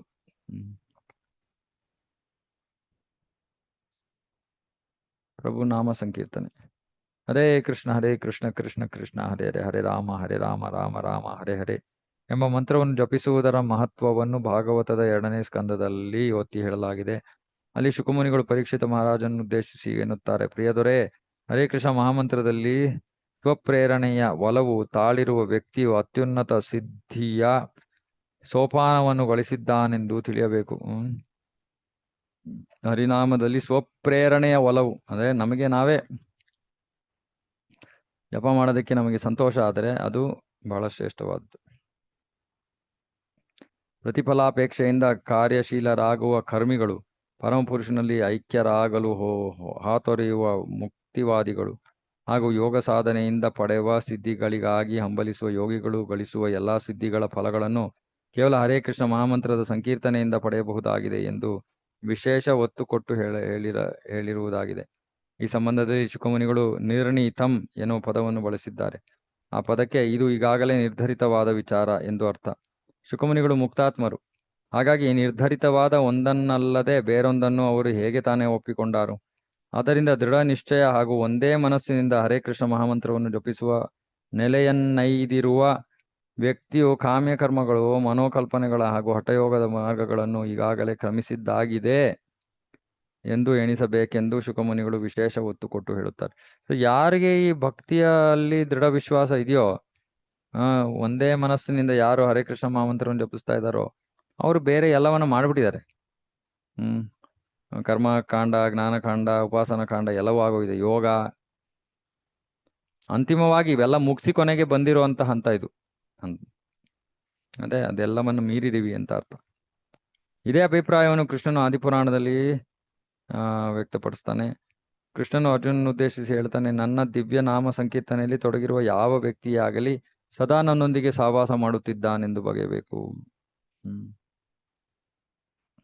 ಅಂತ ಭಕ್ತನು ನನ್ನನ್ನು ಬಹು ಸುಲಭವಾಗಿ ವಶಪಡಿಸಿಕೊಳ್ಳುತ್ತಾನೆಂದು ಸಂಕೋಚವಿಲ್ಲದೆ ಹೇಳುತ್ತೇನೆ.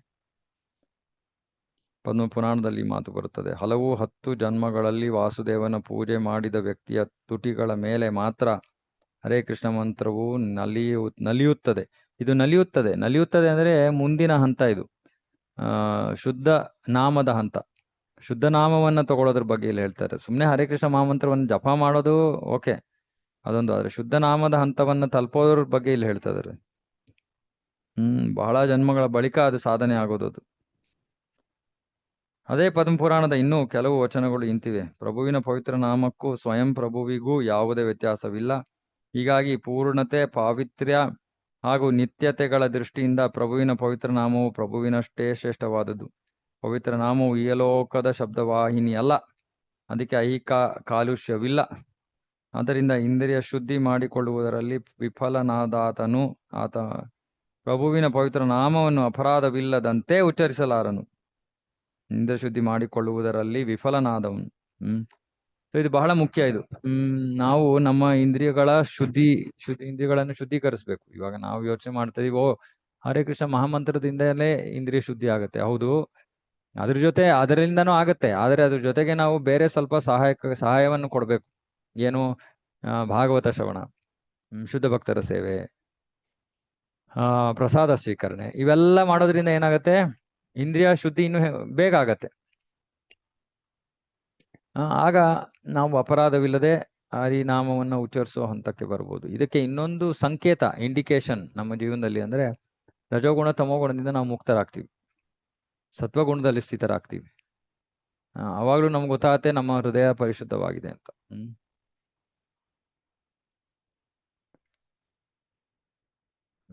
ಬೇರೆ ಮಾತುಗಳಲ್ಲಿ ಹೇಳುವುದಾದ್ರೆ, ಹರೇ ಕೃಷ್ಣ ಮಹಾಮಂತ್ರದಲ್ಲಿನ ಪವಿತ್ರ ನಾಮಗಳನ್ನು ಐಹಿಕ ಇಂದ್ರಿಯಗಳು ಸರಿಯಾಗಿ ಉಚ್ಚರಿಸಲಾರವು. ಈ ಜಪದ ಪ್ರಕ್ರಿಯೆಯನ್ನು ಅಂಗೀಕರಿಸುವುದರಿಂದ ತನ್ನನ್ನು ಶುದ್ಧೀಕರಿಸಲು ವ್ಯಕ್ತಿಗೆ ಅವಕಾಶ ಕಲ್ಪಿತವಾಗುತ್ತದೆ. ಹೀಗೆ ಅವನು ಶೀಘ್ರದಲ್ಲೇ ಅಪರಾಧರಹಿತ ಜಪವನ್ನು ಮಾಡಬಲ್ಲ. ಜಪ ಮಾಡೋದೇ ಶುದ್ಧತೆಗೆ ಮಾರ್ಗ. ಅದ್ರ ಜೊತೆಗೆ ಬೇರೆ ಪ್ರಕ್ರಿಯೆಗಳನ್ನು ನಾವು ಜೊತೆಗೆ ಸೇರಿಸಿದಾಗ ಅದು ಸ್ವಲ್ಪ ಶುದ್ಧತೆ ಬೇಗ ಆಗತ್ತೆ. ಅದಕ್ಕೆ ಇನ್ನೊಂದು ಚೈತನ್ಯ ಮಹಾಪ್ರಭುಗಳು ಹೇಳ್ತಾರಲ್ಲ, ತೃಣಾದ ಪಿಸು ನೀಚೇನ ಅಮಾನಿನ ಮಾನದೇನ. ಸೊ ಇನ್ನೊಬ್ಬ ಬೇರೆ ವೈಷ್ಣವರಿಗೆ ನಾವು ವೈಷ್ಣವರ ಆ ಒಂದು ಮಾರ್ಗದರ್ಶನದ ಅಡಿಯಲ್ಲಿ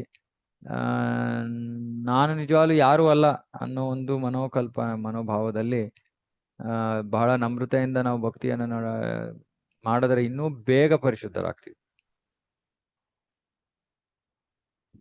ನಾವು ನೋಡಿದೀವಿ ಎಂತಹ ಅಂದ್ರೆ ಏನೋ ಒಂದು ಭಕ್ತಿಯಲ್ಲಿ ಏನೋ ಸಾಧನೆ ಮಾಡಿರುವಂತ ಭಕ್ತರು ಅಂತ ಅನ್ಕೋಬಹುದು, ಅಥವಾ ಇಲ್ಲ ಯಾರು ಏನು ಅಷ್ಟೊಂದೇನು ಸಾಧನೆ ಮಾಡಿಲ್ಲ, ಸಾಮಾನ್ಯ ಭಕ್ತರು ಅಂತ ಇದ್ರೂ ಕೂಡ ಅವರ ಹೃದಯದಲ್ಲೂ ಸಾಕಷ್ಟು ಅಹಂಕಾರ ಇರುತ್ತೆ. ಅವರ ಹೃದಯಗಳಲ್ಲಿ ಸೇರಿಕೊಂಡಿರುವ ಕಲ್ಮಶಗಳನ್ನು ತೊಡೆದು ಹಾಕಲು ಪ್ರತಿಯೊಬ್ಬನು ಹರೇ ಕೃಷ್ಣ ಮಹಾಮಂತ್ರವನ್ನು ಜಪಿಸಬೇಕೆಂದು ಚೈತನ್ಯ ಮಹಾಪ್ರಭುಗಳು ಪ್ರತಿಪಾದಿಸಿದ್ದಾರೆ. ಹೃದಯದ ಮಲಿನತೆಯನ್ನು ಪರಿಶುದ್ಧಗೊಳಿಸಿಕೊಂಡರೆ ವ್ಯಕ್ತಿಯು ನಿಜವಾಗಿಯೂ ಪವಿತ್ರ ನಾಮದ ಮಹತ್ವವನ್ನು ಅರ್ಥ ಮಾಡಿಕೊಳ್ಳಬಹುದು. ನಮ್ಮ ಹೃದಯಗಳಲ್ಲಿನ ಅಶುದ್ಧತೆಯನ್ನು ಕಳೆದುಕೊಳ್ಳಲು ಇಷ್ಟವಿಲ್ಲದ ಜನರು ಹರೇ ಕೃಷ್ಣ ಮಹಾಮಂತ್ರ ಸಂಕೀರ್ತನೆಯಿಂದ ಬರುವ ದಿವ್ಯ ಫಲವನ್ನು ಪಡೆಯುವುದು ಸಾಧ್ಯವಾಗದು. ಯಾರಿಗೆ ಕಲ್ಮಶವನ್ನು ತೆಗೆಯಕ್ಕೆ ಇಷ್ಟ ಇಲ್ವೋ ಅವರು ಹರೇ ಕೃಷ್ಣ ಮಹಾಮಂತ್ರದ ಜಪದಿಂದ ಏನು ಫಲವನ್ನು ಪಡೆಯೋದಿಲ್ಲ. ಆದ್ದರಿಂದ ಪ್ರಭು ಸೇವೆಯ ಮನೋಧರ್ಮವನ್ನು ಬೆಳೆಸಿಕೊಳ್ಳಲು ವ್ಯಕ್ತಿಗೆ ಪ್ರೋತ್ಸಾಹ ನೀಡಬೇಕು. ಯಾಕೆಂದ್ರೆ ಇದು ಅವನನ್ನು ಅಪರಾಧವಿಲ್ಲದೆ ಜಪ ಮಾಡಲು ಸಹಾಯ ಮಾಡುತ್ತದೆ. ನೋಡಿ ಇಲ್ಲಿ ಸೇವೆಯ ಮನೋಧರ್ಮವನ್ನು ಬೆಳೆಸ್ಕೋಬೇಕು. ಸುಮ್ಮನೆ ಸೇವೆಯಲ್ಲಿ ತೊಡಗೋದಲ್ಲ, ಸೇವೆಯ ಮನೋಭಾವ ಇರಬೇಕು. ಅಂದ್ರೆ ನಾನು ಸೇವಕ ಅನ್ನೋ ಮನೋಭಾವ ಇರಬೇಕು. ನಾನು ಸೇವಕ ಅನ್ನೋ ಮನೋಭಾವ ಇದ್ದಾಗಲೇ ನಮಗೆ ಅಪರಾಧವಿಲ್ಲದೆ ಜಪ ಮಾಡೋ ಹಂತಕ್ಕೆ ನಾವು ಬರ್ತೀವಿ. ಅಹಂಕಾರ ಇರೋ ತನಕ ನಮಗೆ ಸಾಧ್ಯ ಇಲ್ಲ. ಹೀಗೆ ಶಿಷ್ಯನಿಗೆ ಗುರುಗಳ ಮಾರ್ಗದರ್ಶನದಲ್ಲಿ ಸೇವೆಯ ಹಾಗೂ ಹರೇ ಕೃಷ್ಣ ಮಹಾಮಂತ್ರವನ್ನು ಉಚ್ಚರಿಸುವ ಶಿಕ್ಷಣ ಸಿಗುತ್ತದೆ. ತರಬೇತಿ. ವ್ಯಕ್ತಿಯು ಸ್ವಯಂ ಪ್ರೇರಣೆಯಿಂದ ಸೇವಾ ಮನೋಧರ್ಮವನ್ನು ಬೆಳೆಸಿಕೊಂಡರೆ ಅವನು ಆ ಕ್ಷಣವೇ ಹರೇ ಕೃಷ್ಣ ಮಹಾಮಂತ್ರದ ಪವಿತ್ರ ನಾಮಗಳ ದಿವ್ಯ ಗುಣವನ್ನು ಅರ್ಥ ಮಾಡಿಕೊಳ್ಳಬಹುದು. ಸ್ವಯಂ ಪ್ರೇರಣೆಯಿಂದ ಸೇವಾ ಮನೋಧರ್ಮವನ್ನು ಬೆಳೆಸಿಕೊಂಡ್ರೆ ಅಥವಾ ಸ್ವಯಂ ಪ್ರೇರಿತ ಸೇವಾ ಮನೋಭಾವ ಅಂದ್ರೆ ನಮ್ಮ ಒಳಗಿಂದಾನೇ ಬರ್ತಾ ಇದೆ. ನನಗೆ ಇದು ಮಾಡ್ಬೇಕು, ನನ್ನ ಭಗವಂತನಿಗೆ ಅದು ಮಾಡ್ಬೇಕು ಅನ್ನೋ ಒಂದು ಮನಸ್ಸು ಬರಕ್ ಶುರು ಆದರೆ ಅವಾಗ ನಮಗೆ ಕ್ರಮೇಣವಾಗಿ ಪವಿತ್ರ ನಾಮಗಳ ದಿವ್ಯ ಗುಣಲಕ್ಷಣಗಳು ಕೂಡ ಅರ್ಥವಾಗಕ್ಕೆ ಶುರುವಾಗುತ್ತೆ. ತಿರ್ಗಾ ಮಥುರಾವಾಸ ಕೊಟ್ಟಿದ್ದಾರೆ 2ನೇ ಸತಿ. ಓಕೆ. ಮಥುರಾ ಅಥವಾ ದ್ವಾರಕಾ ಪಟ್ಟಣಗಳಂತಹ ಪವಿತ್ರ ಕ್ಷೇತ್ರಗಳಲ್ಲಿ ವಾಸ ಮಾಡುವುದರ ಮಹತ್ವವನ್ನು ಕುರಿತಂತೆ ಪದ್ಮಪುರಾಣದಲ್ಲಿ ಹೇಳಲಾಗಿದೆ. ವಿವಿಧ ಯಾತ್ರಾ ಸ್ಥಳಗಳ ಪರ್ಯಟನೆ ಮಾಡುವುದೆಂದರೆ ಐಹಿಕ ಬಂಧನದಿಂದ ವಿಮೋಚನೆ ಸಾಧಿಸುವುದೆಂದೇ ಅರ್ಥ. ವಿವಿಧ ಯಾತ್ರಾ ಸ್ಥಳಗಳ ಪರ್ಯಟನೆ ಮಾಡುವುದೆಂದರೆ ಐಹಿಕ ಬಂಧನದಿಂದ ವಿಮೋಚನೆ ಸಾಧಿಸುವುದೆಂದೇ ಅರ್ಥ. ಹೀಗಿದ್ದು ಈ ವಿಮೋಚನೆಯು ಅತ್ಯುನ್ನತ ಸಿದ್ಧಿ ಏನಲ್ಲ. ಈ ಮುಕ್ತ ಸ್ಥಿತಿಯನ್ನು ಗಳಿಸಿದ್ದಾದ ಬಳಿಕ ವ್ಯಕ್ತಿಯು ಭಗವಂತನ ಭಕ್ತಿ ಸೇವೆಯಲ್ಲಿ ನಿರತನಾಗಬೇಕು. ಬ್ರಹ್ಮಭೂತ ಸ್ಥಿತಿಯನ್ನು ಗಳಿಸಿದ್ದಾದ ಬಳಿಕ ವ್ಯಕ್ತಿಯು ಭಕ್ತಿ ಸೇವೆಯ ಮಜಲಿಗೆ ಮೇಲೇರಬಹುದಾಗಿದೆ. ಆದ್ದರಿಂದ ಪ್ರಭುವಿನ ದಿವ್ಯ ಪ್ರೇಮ ಸೇವೆಯ ಸೋಪಾನ ಗಳಿಕೆಯೇ ಬದುಕಿನ ಅಂತಿಮ ಗುರಿ. ಮಥುರಾ ಮಂಡಲದಲ್ಲಿ ಒಂದು ಕ್ಷಣಕಾಲ ವಾಸಿಸಿದರೂ ಕೂಡ ಪ್ರಭುವಿನ ದಿವ್ಯ ಪ್ರೇಮ ಸೇವೆಯ ಸೋಪಾನವನ್ನು ಬಹು ಸುಲಭವಾಗಿ ಗಳಿಸಬಹುದು. ಮತ್ತೆ ಅದೇ ಹೇಳ್ತಾರೆ, ಸ್ವಲ್ಪ ಸಮಯ ಅಲ್ಲಿ ಕಳೆದ್ರೂ ಕೂಡ ನಮಗೆ ಭಗವಂತನ ಶುದ್ಧ ಭಕ್ತಿ ಸೇವೆ ಅಂತಕ್ಕೆ ನಾವು ಬರ್ಬೋದು ಅಂತ. ಪದ್ಮಪುರಾಣದ ಇನ್ನೂ ಕೆಲವು ಉಕ್ತಿಗಳು ಹೀಗಿವೆ. ಮಥುರಾ ಪಟ್ಟಣದ ನೆಲವನ್ನು ಪೂಜಿಸಲು ಒಲ್ಲದ ವ್ಯಕ್ತಿ ಯಾರು? ಮಥುರಾ ಪಟ್ಟಣವು ಕರ್ಮಿಗಳ ಆಸೆ ಅಪೇಕ್ಷೆಗಳೆಲ್ಲವನ್ನೂ ಪೂರೈಸುತ್ತದೆ. ಪರಬ್ರಹ್ಮನಲ್ಲಿ ಒಂದಾಗಬೇಕೆನ್ನುವ ಮುಕ್ತಿವಾದಿಗಳ ಬಯಕೆಯನ್ನು ಈಡೇರಿಸಿಕೊಡುತ್ತದೆ. ಭಕ್ತಿ ಸೇವೆಯಲ್ಲಿ ಮಗ್ನರಾಗಿರಲು ಬಯಸುವ ಭಕ್ತರ ಬಯಕೆಯನ್ನು ಮಥುರಾ ಪಟ್ಟಣವು ನಿಶ್ಚಯವಾಗಿ ನೆರವೇರಿಸುತ್ತದೆ. ಸೊ ಏನೇ ಇರಲಿ ಆಸೆ, ಮಥುರಾ ಪಟ್ಟಣ ಅದನ್ನು ನೆರವೇರಿಸುತ್ತೆ. ಈ ಬಗ್ಗೆ ವೈದಿಕ ಗ್ರಂಥಗಳಲ್ಲಿಯೂ ಅನೇಕ ಉಕ್ತಿಗಳು ಉಂಟು. ಅವುಗಳಲ್ಲೊಂದು ಹೀಗಿದೆ: ಒಬ್ಬ ವ್ಯಕ್ತಿಯು ಒಂದೇ ಒಂದು ದಿನದ ಅವಧಿಗೆ ಮಥುರಾ ಪಟ್ಟಣದಲ್ಲಿ ವಾಸಿಸಲು ಸಾಕು. ಅವನಲ್ಲಿ ದೇವೋತ್ತಮ ಪರಮ ಪುರುಷನ ದಿವ್ಯ ಪ್ರೇಮ ಮನೋಧರ್ಮವು ಉದ್ದಿಸುತ್ತದೆ. ಮಥುರಾ ಪಟ್ಟಣವು ಭಗವಂತನ ಸಾಮ್ರಾಜ್ಯವಾದ ವೈಕುಂಠ ಧಾಮಕ್ಕಿಂತಲೂ ಹೆಚ್ಚಿನ ಮಹಿಮೆಯುಳ್ಳದ್ದಾಗಿರಬೇಕು. ವೈಕುಂಠಕ್ಕಿಂತ ಹೆಚ್ಚಿನ ಮಹಿಮೆಯುಳ್ಳದ್ದು ಮಥುರಾ. ಓಕೆ. ಸೊ ಇದ್ರ ಜೊತೆಗೆ ದಿವ್ಯ ಸೇವೆಯ ಮಗ್ಗುಲುಗಳು, ಮತ್ತಷ್ಟು ಮಗ್ಗುಲುಗಳು ಮುಗಿದು. ಓಕೆ, ಇದು ಓಕೆ 4 ಪೇಜ್ ಇದೆ. ಭಕ್ತಿ ಸೇವೆಯ 5 ಪ್ರಬಲ ವಿಧಗಳು. ರಮ್ಯಕೃಷ್ಣ ರವಿತೇಜ ಪ್ರಭು, ರಮ್ಯಕೃಷ್ಣ ಪ್ರಭು, ಯಾರಾದ್ರೂ ನಿಮ್ಮ ಹತ್ರ ಇದೆಯಾ ಬುಕ್? ಓದ್ತೀರಾ? ನಂಗೆ ಸ್ವಲ್ಪ ಗಂಟ್ಲು ಸರಿ ಇಲ್ಲ. ಸರಿ. 13 ಅಧ್ಯಾಯ 13 ಭಕ್ತಿ ಸೇವೆಯ 5 ಪ್ರಬಲ ವಿಧಗಳು. ಮಥುರಾವಾಸ, ಪ್ರಭುವಿನ ಶ್ರೀ ವಿಗ್ರಹ ಪೂಜೆ, ಶ್ರೀಮದ್ ಭಾಗವತ ವಾಚನ, ಭಕ್ತಿ ಸೇವೆ ಹಾಗೂ ಹರೇ ಕೃಷ್ಣ ಮಹಾಮಂತ್ರ ಜಪ. ಈ 5 ಭಕ್ತಿ ಸೇವಾ ಕಾರ್ಯಗಳು ಎಷ್ಟು ಪ್ರಬಲಯುತವಾದುವು ಎಂದರೆ, ಈ 5ರ ಪೈಕಿ ಯಾವುದಾದರೂ ಒಂದನ್ನು ಕಿಂಚಿತ್ತು ಪ್ರೀತಿ ತೋರಿದಲ್ಲಿ ಆ ಪ್ರೀತಿಯು ಪ್ರಾರಂಭಿಕ ಭಕ್ತನಲ್ಲಿಯೂ ಕೂಡ ಭಕ್ತಿ ಪಾರವಶ್ಯವನ್ನು ಉದ್ದೀಪಿಸುತ್ತದೆ ಎಂದು ಶ್ರೀಲ ರೂಪ ಗೋಸ್ವಾಮಿ ಅವರು ಹೇಳಿದ್ದಾರೆ. ಓಕೆ. ಸೊ ಇಲ್ಲಿ ಏನ್ ಹೇಳ್ತಾ ಇದ್ದಾರೆ, 5 ಇವಾಗ ಇಷ್ಟೊಂದು ಬೇರೆ ಬೇರೆ ವಿಧಾನಗಳು ಕೊಟ್ರು, 32, 64. ಆದ್ರೆ ಈ 64ರಲ್ಲಿ 5 ಎಲ್ಲಕ್ಕಿಂತ ಮುಖ್ಯವಾದವು. ಇದರಲ್ಲಿ ಮಥುರಾವಾಸ, ಶ್ರೀ ವಿಗ್ರಹ ಪೂಜೆ, ಭಾಗವತದ ವಾಚನ, ಭಕ್ತಿ ಸೇವೆ ಮತ್ತು ಹರೇ ಕೃಷ್ಣ ಮಹಾಮಂತ್ರ ಜಪ. ಭಕ್ತಿ ಸೇವೆ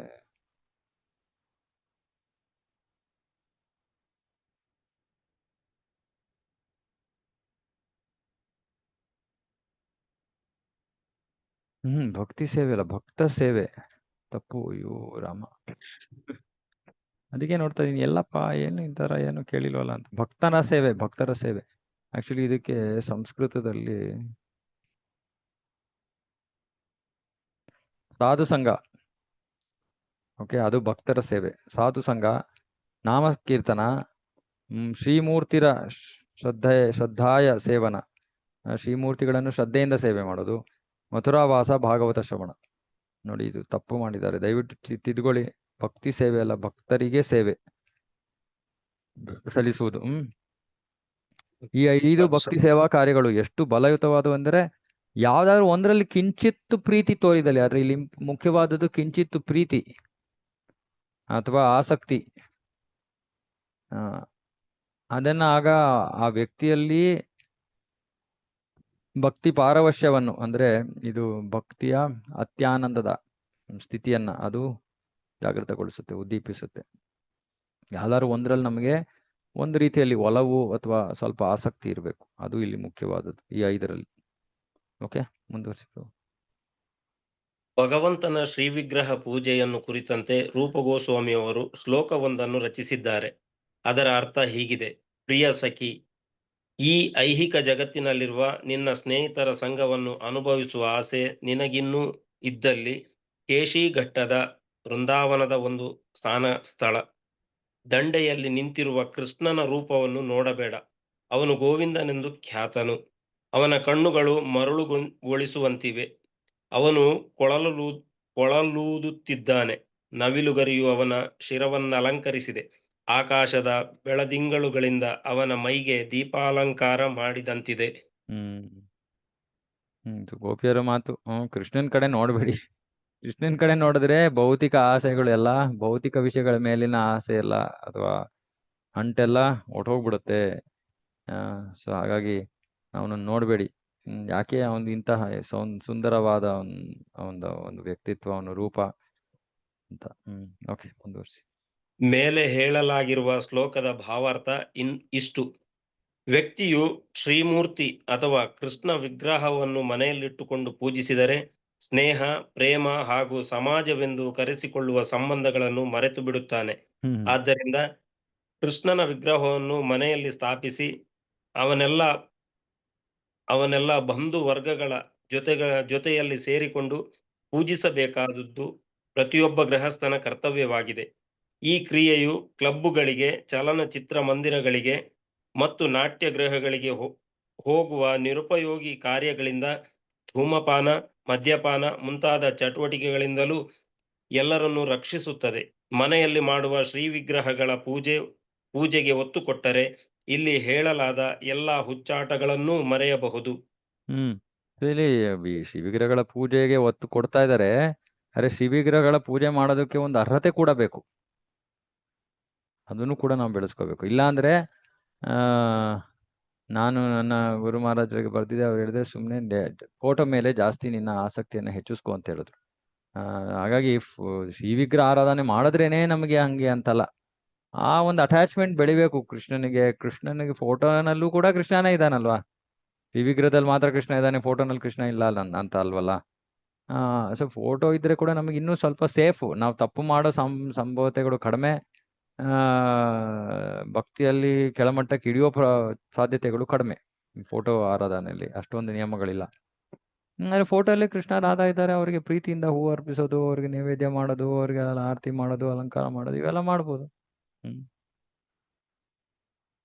ಉಚ್ಚಾಟಗಳು, ಬೇರೆ ಉಚ್ಚಾಟಗಳನ್ನು ಮರಿಬೇಕು. ಓಕೆ,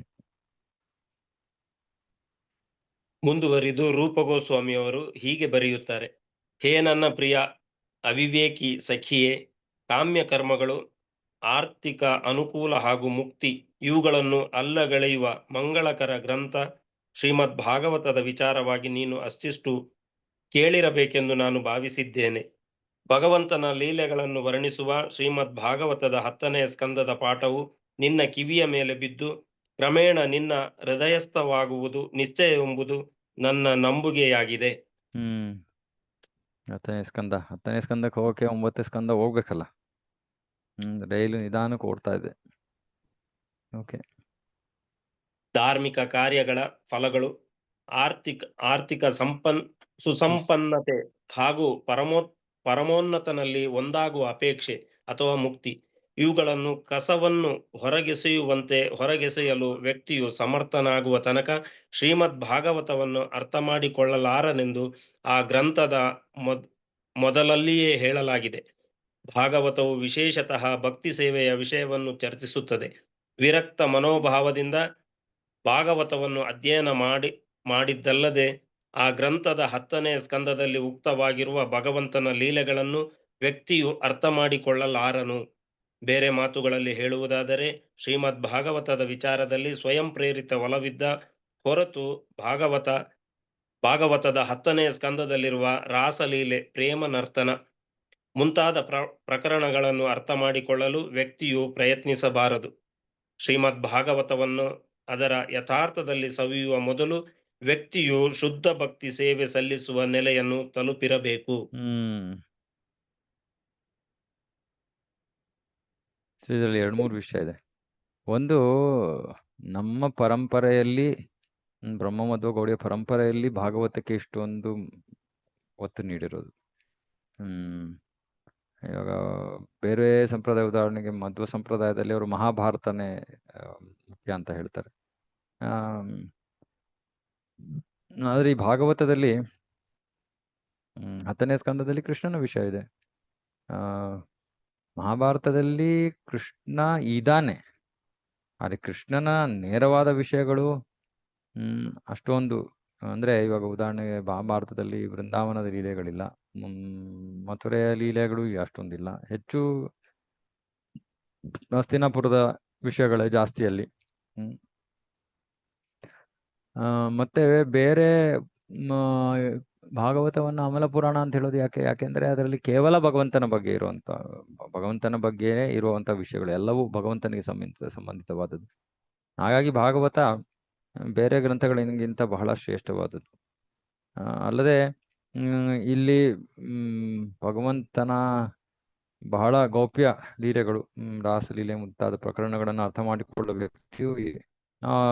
10ನೇ ಸ್ಕಂದದಲ್ಲಿ ಸ್ವಯಂ ಪ್ರೇರಿತ ಒಲವಿದ್ದ ಹೊರತು ಭಾಗವತದ ವಿಚಾರದಲ್ಲಿ ಸ್ವಯಂ ಪ್ರೇರಿತ ಒಲವು. ಸ್ವಯಂ ಪ್ರೇರಿತ ಒಲವು ಅಂದ್ರೆ ನಾವ್ ಹೇಳ್ಬೋದು, ಹೌದು ನನಗೆ 10ನೇ ಸ್ಕಂದ ಓದೋದಿಕ್ ಸ್ವಯಂ ಪ್ರೇರಿತ ಒಲವಿದೆ. ಇವಾಗ ಭಕ್ತರೆಲ್ಲರಿಗೂ 10ನೇ ಸ್ಕಂದ ಕೇಳಕ್ಕೆ ಎಲ್ಲಾ ಆಸಕ್ತಿ ಇರುತ್ತೆ, ನಮ್ಗೆ ಗೊತ್ತಿದೆ. ಪರೀಕ್ಷಿತ ಮಹಾರಾಜ ಮತ್ತೆ ಯಾಕೆ ನೇರವಾಗಿ 10ನೇ ಸ್ಕಂದದ ಬಗ್ಗೆ ಕೇಳಲಿಲ್ಲ? ಸುಖದೇವ ಗೋಸ್ವಾಮಿ ಅವರಿಗೆ ತನ್ನ ಪ್ರಶ್ನೆಗಳನ್ನ ಹಾಕ್ತಾ ಇದ್ದಾನೆ, ಅದ್ರ ಅವ್ನು ಮೊದ್ಲು ಕೇಳ್ತಾ ಇದ್ದಾನೆ ಸೃಷ್ಟಿ ಬಗ್ಗೆ ಹೇಳಿ. ಯಾಕಂದ್ರೆ ಈ ಸೃಷ್ಟಿಯ ವಿಚಾರಗಳನ್ನ ಕೇಳೋದ್ರಿಂದ ನಮಗೆ ಮೊದಲು ಭಗವಂತ ಸರ್ವಶಕ್ತ ಅನ್ನೋದು ನಮ್ಗೆ ಮನದಟ್ಟಾಗತ್ತೆ. ಎರಡನೇದು, ನಮ್ಮ ಮನಸ್ಸಿನಲ್ಲಿ ಕಲ್ಮಶ ದೂರವಾಗತ್ತೆ. ಕ್ರಮೇಣ 9 ಸ್ಕಂದಗಳನ್ನ ಓದೋದ್ರ ಮೂಲಕ ನಮ್ಮ ಹೃದಯ ಸಂಪೂರ್ಣವಾಗಿ ಪರಿಶುದ್ಧವಾಗಿರ್ಬೇಕು. ಆಗ ನಾವು 10ನೇ ಸ್ಕಂದವನ್ನ ಸರಿಯಾದ ಮನೋಭಾವದಲ್ಲಿ ಅದನ್ನ ಶ್ರವಣ ಮಾಡ್ಬೋದು. ಅದಕ್ಕೆ ಸ್ವಯಂ ಪ್ರೇರಿತ ಒಲವು ಬರ್ಬೇಕು ಭಾಗವತದ ಮೇಲೆ. ನಾವು ಸುಮ್ಮನೆ ಓದಬೇಕು ಅಂತ ಓದ್ತಾ ಇದ್ರೆ ಭಾಗವತವನ್ನ ನಾವು ಇನ್ನು ಮುಂದುವರೆದಿಲ್ಲ ಅಂತ ಅರ್ಥ. ಓಕೆ ಬ್ರೋ, ಮುಂದುವರಿಸಿ.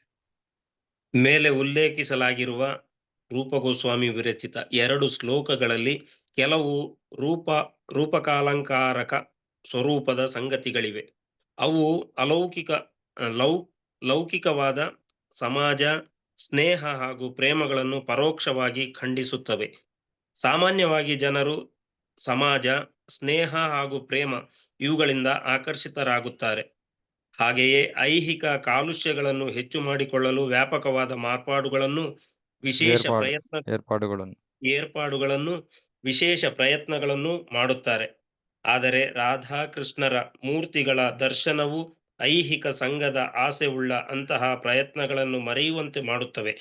ಸ್ನೇಹ ಹಾಗೂ ಪ್ರೇಮಗಳೆಂಬ ಐಹಿಕ ನಂಟನ್ನ ಪ್ರಶಂಸಿಸುತ್ತಿರುವಂತೆಯೂ ಶ್ರೀಮೂರ್ತಿ ಅಥವಾ ಗೋವಿಂದನ ಸಾನ್ನಿಧ್ಯವನ್ನು ಗಳೆಯುತ್ತಿರುವಂತೆಯೂ ಅರ್ಥ ಬರುವ ರೀತಿಯಲ್ಲಿ ರೂಪ ಗೋಸ್ವಾಮಿಯವರು ಶ್ಲೋಕಗಳನ್ನು ರಚಿಸಿದ್ದಾರೆ. ಪ್ರಶಂಸನೀಯವಾದುದನ್ನು ಖಂಡಿಸುತ್ತಿರುವಂತೆಯೂ ಖಂಡನಾರ್ಹವಾದುದನ್ನು ಪ್ರಶಂಸಿಸುತ್ತಿರುವಂತೆಯೂ ರೂಪಾಲಂಕಾರಗಳನ್ನ ಸಂಯೋಜಿಸಲಾಗಿರುವಂತೆ ತೋರುತ್ತದೆ. ಐಹಿಕ ಸ್ನೇಹ, ಪ್ರೇಮ ಮತ್ತು ಸಮಾಜಗಳಂತಹ ಹುಚ್ಚು ಕಲ್ಪನೆಗಳನ್ನು ಮರೆಯಬೇಕೆಂಬುದು ವ್ಯಕ್ತಿಯ ಬಯಕೆಯಾಗಿದ್ದಲ್ಲಿ ಅವನು ಗೋವಿಂದನ ರೂಪದ ದರ್ಶನ ಮಾಡಬೇಕೆಂಬುದು ಶ್ಲೋಕದ ವಾಸ್ತವವಾದ ಆಶಯ. ಇಲ್ಲಿ ಸ್ವಲ್ಪ ಟೆಕ್ನಿಕಲ್. ರೂಪಕಾಲಂಕಾರ, ಸೊ ಇದು ಸಾಹಿತ್ಯ ಅಥವಾ ಪದ್ಯ ರಚನೆಯಲ್ಲಿ ಇರುವಂತ ವಿಷಯಗಳು, ಕಾವ್ಯ ರಚನೆಯಲ್ಲಿರುವಂತ ವಿಷಯಗಳು. ಇಲ್ಲಿ ಏನ್ ಹೇಳ್ತಾ ಇದ್ರೆ, ಲೌಕಿಕವಾದ ಸಮಾಜ, ಸ್ನೇಹ, ಪ್ರೇಮ. ಸಾಮಾನ್ಯವಾಗಿ ಜನರು ಸಮಾಜ, ಸ್ನೇಹ, ಪ್ರೇಮ ಇವುಗಳ ಹಿಂದೆ ಬಿದ್ದಿರ್ತಾರೆ. ಮತ್ತೆ ಐಹಿಕ ಕಲ್ಮಶಗಳನ್ನ ಹೆಚ್ಚಿಸ್ಕೊಳಕ್ಕೆ ವ್ಯಾಪಕ ಏರ್ಪಾಡುಗಳನ್ನ ಮಾಡ್ಕೊಂಡಿದಾರಂತೆ, ಕಡಿಮೆ ಮಾಡಕ್ಕಲ್ಲ, ಹೆಚ್ಚಿಸ್ಕೊಳಕ್ಕೆ. ಆದ್ರೆ ರಾಧಾಕೃಷ್ಣನ ಶ್ರೀಮೂರ್ತಿಗಳ ದರ್ಶನ ಐಹಿಕ ಸಂಘದ ಆಸೆಯುಳ್ಳ ಅಂತಹ ಪ್ರಯತ್ನಗಳನ್ನು ಮರೆಯುವಂತೆ ಮಾಡುತ್ತವೆ. ಯಾರು ರಾಧಾಕೃಷ್ಣರ ವಿಗ್ರಹಗಳ ದರ್ಶನವನ್ನು ಪಡ್ಕೋತಾರೋ ಅವ್ರಿಗೆ ಈ ಭೌತಿಕ ಜಗತ್ತಿನಿಂದ ಇರುವ ಆಕರ್ಷಣೆ ಕಡಿಮೆ ಆಗುತ್ತೆ ಸಹಜವಾಗಿ. ಅಲ್ಲೇ ಇಲ್ಲಿ ಆ ರೂಪಕಾಲಂಕಾರ ಹೇಗಿದೆ ಅಂದ್ರೆ ಉಲ್ಟಾ ಹೇಳ್ತಾ ಇದೆ.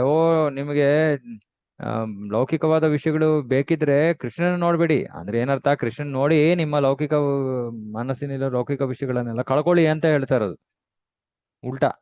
ಆದ್ರೆ ಅದು ಬರ್ದಿರೋದು ಹೇಗೆ, ನಿಮಗೆ ಲೌಕಿಕ ವಿಷಯಗಳು ಹೆಚ್ಚಾಗಿದ್ರೆ ಕೃಷ್ಣನ್ ನೋಡ್ಬೇಡಿ. ಅದ್ರ ನಿಜವಾದ ಉದ್ದೇಶ ಕೃಷ್ಣನ್ ನೋಡಿ ಮತ್ತೆ ನಿಮ್ಮ ಲೌಕಿಕ ಬಯಕೆಗಳನ್ನೆಲ್ಲ ಕಳ್ಕೊಳ್ಳಿ ಅನ್ನೋದು. ಓಕೆ, ಮುಂದುವರಿಸಿ. ಕೃಷ್ಣನಿಗೆ ಸಂಬಂಧಿಸಿದ ಸಂಗತಿಗಳನ್ನು ಸವಿಯುವ ದಿವ್ಯ ಗುಣಗಳನ್ನು ಕುರಿತಂತೆಯೂ ರೂಪ ಗೋಸ್ವಾಮಿಯವರು ವರ್ಣಿಸಿದ್ದಾರೆ. ಒಬ್ಬ ಭಕ್ತನು ಒಮ್ಮೆ ಹೀಗೆಂದು ಮೊರೆಯಿಟ್ಟಿದ್ದಾನೆ: ನನ್ನ ಕಣ್ಣೀರಿನಿಂದ ತೊಳೆಯಲಾದ ಈ ದೇವೋತ್ತಮ ಪರಮಪುರುಷನನ್ನು ನೋಡಿದ ಕ್ಷಣದಿಂದ ನನ್ನ ಮೈ ಕಂಪಿಸುತ್ತಿರುವುದು ಅದ್ಭುತವೇ ಸರಿ. ಈ ಗೋವಿಂದನು ನಾನು ನನ್ನ ಐಹಿಕ ಕರ್ತವ್ಯಗಳನ್ನ ನಿರ್ವಹಿಸಲಾಗದಂತೆ ಮಾಡಿಬಿಟ್ಟಿದ್ದಾನೆ. ಅವನನ್ನು ನೋಡಿದ ಗಳಿಗೆಯಿಂದ ನಾನು ಸುಮ್ಮನೆ ಮನೆಯಲ್ಲಿರುವುದು ಕೂಡ ಸಾಧ್ಯವಾಗುತ್ತಿಲ್ಲ. ಸದಾ ಅವನೊಟ್ಟಿಗೆ ಇರಬೇಕೆಂಬ ಆಸೆಯು ಪ್ರಬಲವಾಗಿದೆ. ಈ ಮಾತಿನ ಭಾವಾರ್ಥವನ್ನು ಹೀಗೆ ಹೇಳಬಹುದು: ವ್ಯಕ್ತಿಯು ಭಕ್ತನೊಬ್ಬನ ಸಂಪರ್ಕಕ್ಕೆ ಬರುವ ಭಾಗ್ಯಶಾಲಿಯಾದ ತತ್ಕ್ಷಣವೇ ಕೃಷ್ಣನ ಲೀಲೆಗಳನ್ನು ಕುರಿತು ಶ್ರವಣ ಮಾಡುವ ತವಕ, ಕೃಷ್ಣನ ಕುರಿತು ತಿಳಿಯುವ ತವಕ ಅವನಲ್ಲಿ ಮೂಡಬೇಕು. ಬೇರೆಯ ಮಾತುಗಳಲ್ಲಿ ವ್ಯಕ್ತಿಯು ಸಂಪೂರ್ಣವಾಗಿ ಕೃಷ್ಣ ಪ್ರಜ್ಞಾವಂತನಾಗಲು ಉತ್ಸುಕನಾಗಬೇಕು. ಅಂದ್ರೆ ಒಬ್ಬ ಭಕ್ತ ಶುದ್ಧ ಭಕ್ತನನ್ನ ಭೇಟಿ ಮಾಡುವಷ್ಟು ಭಾಗ್ಯ ಪಡ್ಕೊಂಡಿದ್ರೆ ತಕ್ಷಣವೇ ಅವನು ಕೃಷ್ಣನ ಬಗ್ಗೆ ಶ್ರವಣ ಮಾಡೋದಕ್ಕೆ ಉತ್ಸುಕನಾಗ್ಬೇಕು, ಕೃಷ್ಣನ ಬಗ್ಗೆ ಕಲಿಯೋದಕ್ಕೆ ಉತ್ಸುಕನಾಗ್ಬೇಕು. ಸಂಪೂರ್ಣವಾಗಿ ಅಂದ್ರೆ ಸುಮ್ಮನೆ ಶುದ್ಧ ಭಕ್ತನ ಸಂಘ ಭಾಗ್ಯ ಸಿಕ್ಕಿದ್ರೆ ಸಾಕು ಅಂತ.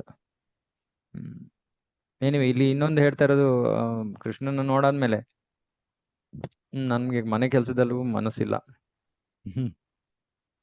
ಮುಂದುವರ್ತಿರೋ ಅಂತ. ಓಕೆ, ಅದೇ ರೀತಿ ಹರೇ ಕೃಷ್ಣ ಮಹಾಮಂತ್ರದ ಜಪ ಹಾಗೂ ಶ್ರವಣಗಳನ್ನು ಕುರಿತಂತೆಯೂ ಒಂದು ಉಕ್ತಿ ಇದೆ.